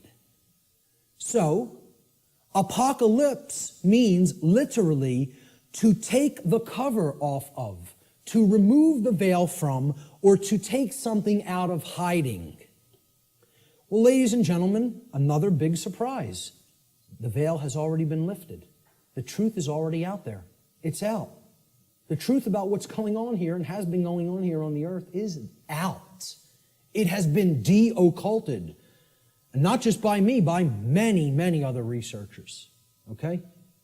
There's a laundry list of them out on my website, and I talk about in the podcasts. All right? It's all out there. It literally means to reveal or to take out of hiding. The apocalypse is the great revealing of the truth to the masses of people. Or it is what I simply refer to as the process of de-occulting the truth, removing it from being hidden. What humanity needs to do is make what I call the cosmic apology. And I'll get to what that means. See these words right here? I was wrong. That's the most powerful phrase that can ever be said by a human being. The second most powerful phrase I would acknowledge is I love you. But this is more powerful than even that. Because this is about internal change, not just a dynamic or an interaction or a relationship with another. This is about an internal metamorphosis. When you say these words, this is the phrase of all power. No is the word of all power by which we reclaim our power. But this is the phrase of power. All right? Okay. The word apology comes from Greek, apo, meaning away from, off of, or removed from, as we've just seen. And the Greek noun logos. Logos means word. Okay? So hence, an apology, it literally means to go away from the word or to give back the word. Okay? You are taking it back. So if I make an apology, I said something, I didn't really mean it, or I want to retract it. An apology means, let me take back what I just said. Okay? I'm taking it back. I'm removing the word. All right? I'm going away from the former word or phrase that I just said. That's an apology in the standard colloquial English understanding sense. All right? Let's look at what I call the cosmic apology and where this term really comes from, what it really means. See, the Greek noun logos, which is written there in Greek script, which means word in Greek, it comes from the Greek verb lego. All right? Lego in Greek means to speak or to say. It's where we get the English word lexicon from. All right? The Latin noun legis is related to the Greek verb lego, to say. Again, because who put the laws into manifestation? The Creator did. How did the Creator manifest the physical universe and all the laws? Spoke it into existence. Reality and truth are spoken into existence by the power of vibration, the vibratory power of voice. Okay? So the Creator created the universe by the phrase, fiat lux in Latin. It means let there be light. Okay? The Latin noun lex legis, meaning law, is actually derived from this Greek verb lego, meaning to speak or to say. God and not man is the logos. the author of law, the one who spoke the law into existence at the creation of the universe, because natural law is the boundary conditions of the manifested reality called the physical universe. These are the boundary conditions which govern it. Humanity's work is to learn to listen to God's word, not man's word, not man's law, natural law, spiritual law, moral law, God's law, karmic law. I don't care what you want to call it. Call it whatever you want. Okay? Consequentialism. This is the truth. That's what, you want to talk about what all these phrases really mean? It all comes back to the word truth. That's it. It's the truth about what is, what's operating here. And humanity needs to align its behavior to this law, God's law, natural law. Without alignment of its behavior, don't expect to natural law, don't expect a thing to change here. Expect it to rapidly grow worse. Humanity must make a cosmic apology by giving the word, okay, which means the authorship of creating law. See, we think we're the authors, we're the authorities. That's what author means, right? Author. What's another word for author? This is just this is how mind control through words works, right? An author is a what? A writer. Well, what are you saying there? An author who has authority, they are authoring something, is a writer. They are a right, R-I-G-H-T-E-R. Okay? They're making it into a right. This is what you hear when you hear the word authority. You hear author, which means a writer, meaning one who makes rights, which means someone who believes they're God. That's all this really comes down to. In a nutshell, we're up against a class of people who believe that they can be God and own and rule everybody else. That's all the dark occult comes down to, folks. People who believe they're God. Sick, psychopathic lunatics who think they're God and are going to rule the hell of the prison world that they're going to create, that they call their dark new world order. We need to give the word back. That's what an apology is. And who it needs to be given back to is the creator of the universe, because that's the author of the law. That's its rightful owner. The word doesn't belong to us, folks. The word belongs to God. That's why it says at the beginning of the biblical text, in the beginning was the Word, and the Word was God. You know, that's what the Logos is. Natural law. God is law. You want the best definition I could ever give you for the word God? Law. People don't want to look at it like that. Very few people ever look at it like that. That's what the force of creation is. It's natural law. It's how we co-create our reality, whether we do it consciously or unconsciously. This apology is accomplished when we open our minds and hearts to truth and we start saying the lost word, no to evil, to the presence of evil in our lives. See, this is an initiate inside what was known as the Jed or the Djed pillars, depending on how certain people pronounce it. And these Jed pillars represented stability and enlightenment. And they represent the two principles, the sacred feminine principle of non-aggression and the sacred masculine principle of self-defense. The initiate is the enlightened one who is incorporated and bridged both pillars and has come to the place of cosmic illumination, which is represented by the winged disc of Ma'at in the Comitian tradition, which is over the lintel between the two pillars. That winged disc of Ma'at. Ma'at was considered a great mother goddess in the Comitian, the ancient Egyptian traditions.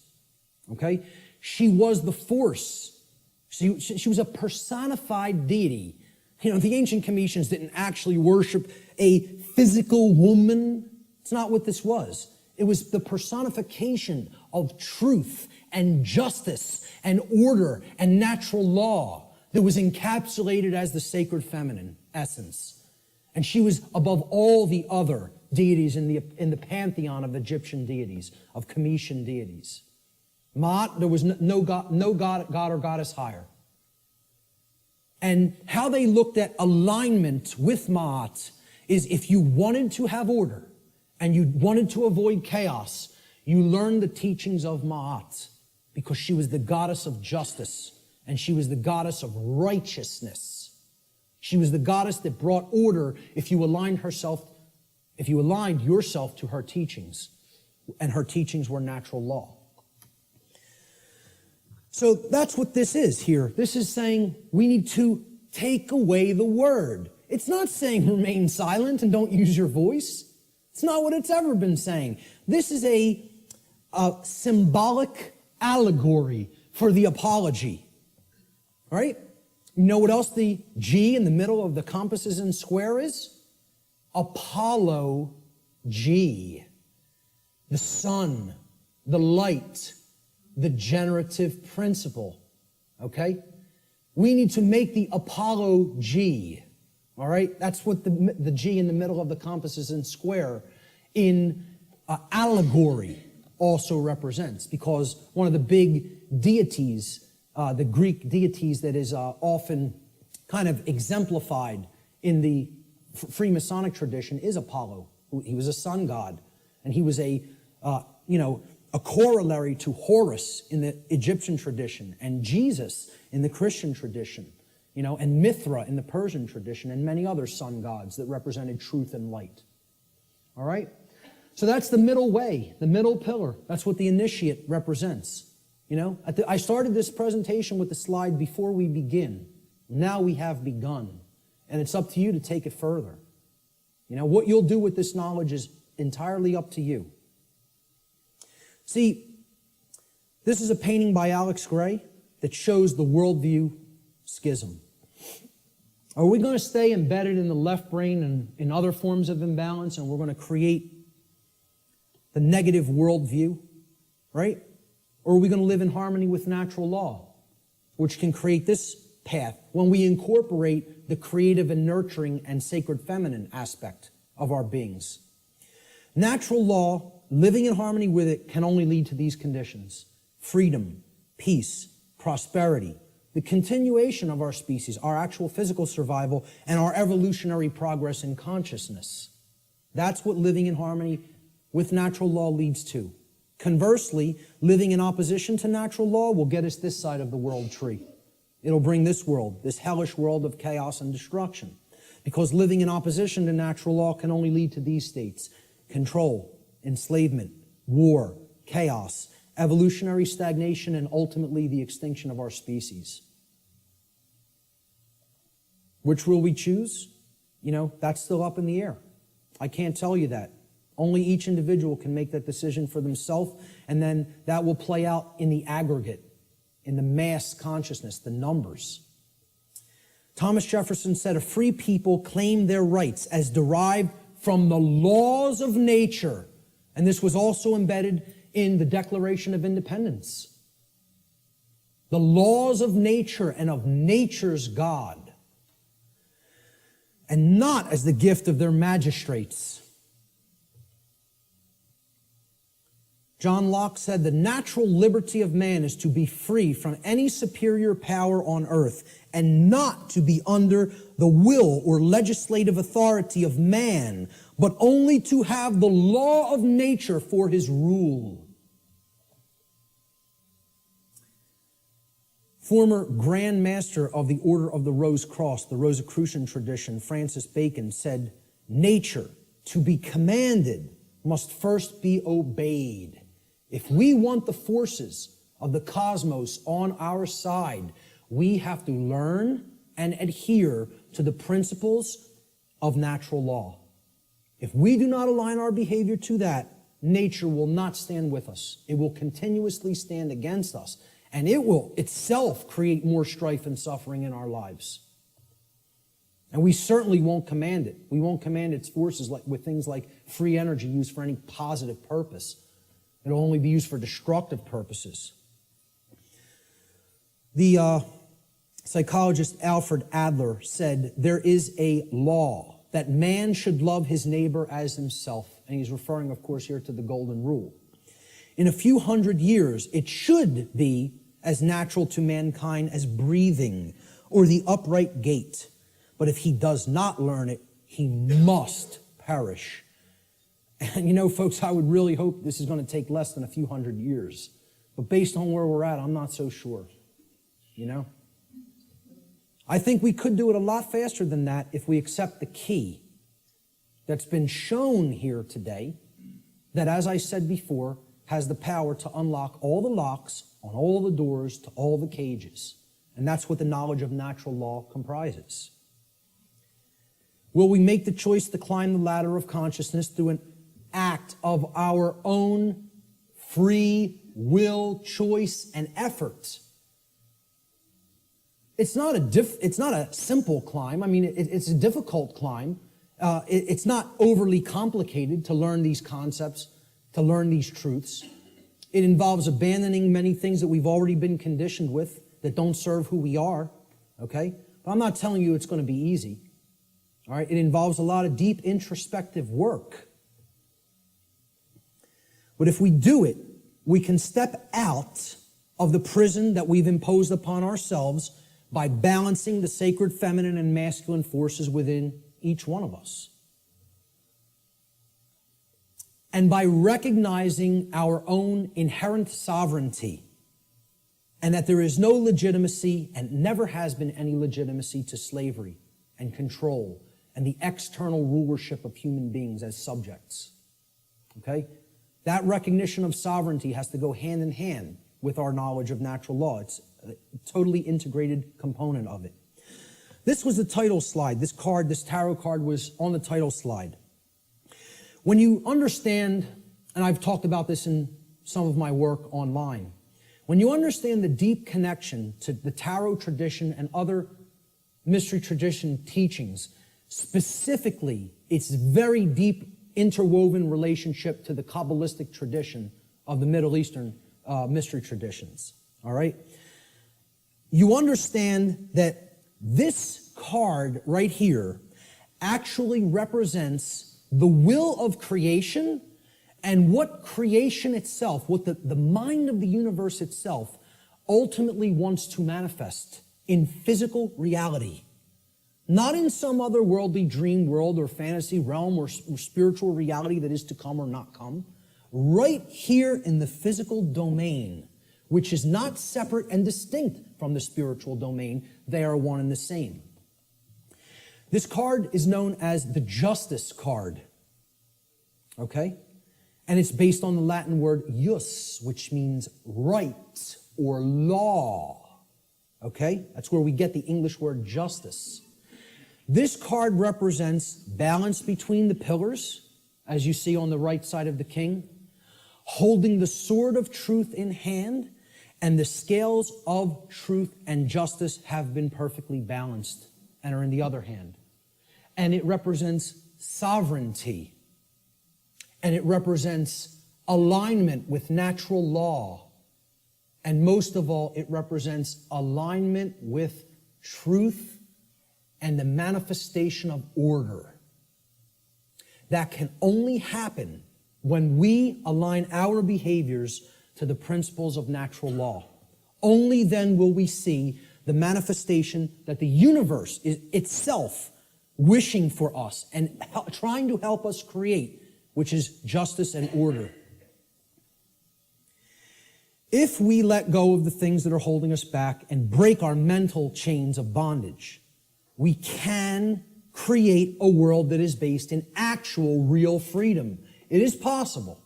I'm not telling you it's not going to be arduous work or a difficult journey, but it can be done. Okay? If we choose to do that, we're going to see advances and things that are going to be created that the world is going to look so drastically different if we go down that middle path to the truth and to order and to justice through the understanding of natural law and actually applying it and living it in our lives, that the changes we're going to experience are going to be so positive and so transformative that we can scarcely even imagine what the world will be like on the other side of that work, on the other side of that transformation. Will that be done? Maybe. Maybe not. The answer will come from what you see in the reflection of that device right there. That's what will determine it. Nothing else.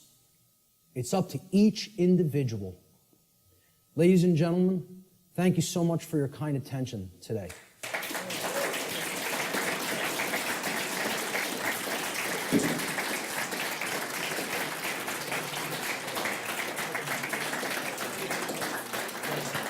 Thank you. Thank you. Thank you. I appreciate that. Finally, this right here, Lex Rex, simply means the law is king. The law is king. Lex Rex. That's my final slide. Thanks so much. Let's do some question and answer. How much time do we have, by the way? Did I run way over or did I leave some? Oh my God. Hey, I'm very happy that the venue allowed us to go over by this much. Okay? And that they didn't just come in and say, you got to get out of here. So I really did want to leave time for questions, but I think it would be, I don't know if it would be really just, intrusive and ignorant at this point to just stay even beyond this time. So maybe we should start packing it up. All right? I apologize for going so far over. I think the information speaks for itself and is worth it, and I hope I was clarified on that. Listen, I'll tell you what. Anybody has specific questions, since there's no time for questions, let me just get this across, okay? Since there's no time for questions, I'll make a personal effort, and I rarely tell people I will respond to email questions. You tell me that specifically that you attended this seminar here today in an email, and if you have a specific question, get to the specific question quickly in your email, and I will make the time over the next few weeks to try to respond to everybody. I'll promise that. How's that? Does that sound okay? All right, great. Thank you. Thank you guys all so much for being here, for staying for the whole thing. Thank you. I'm very impressed with you guys today. That takes a tremendous effort of will and attention. So, thank you guys so much.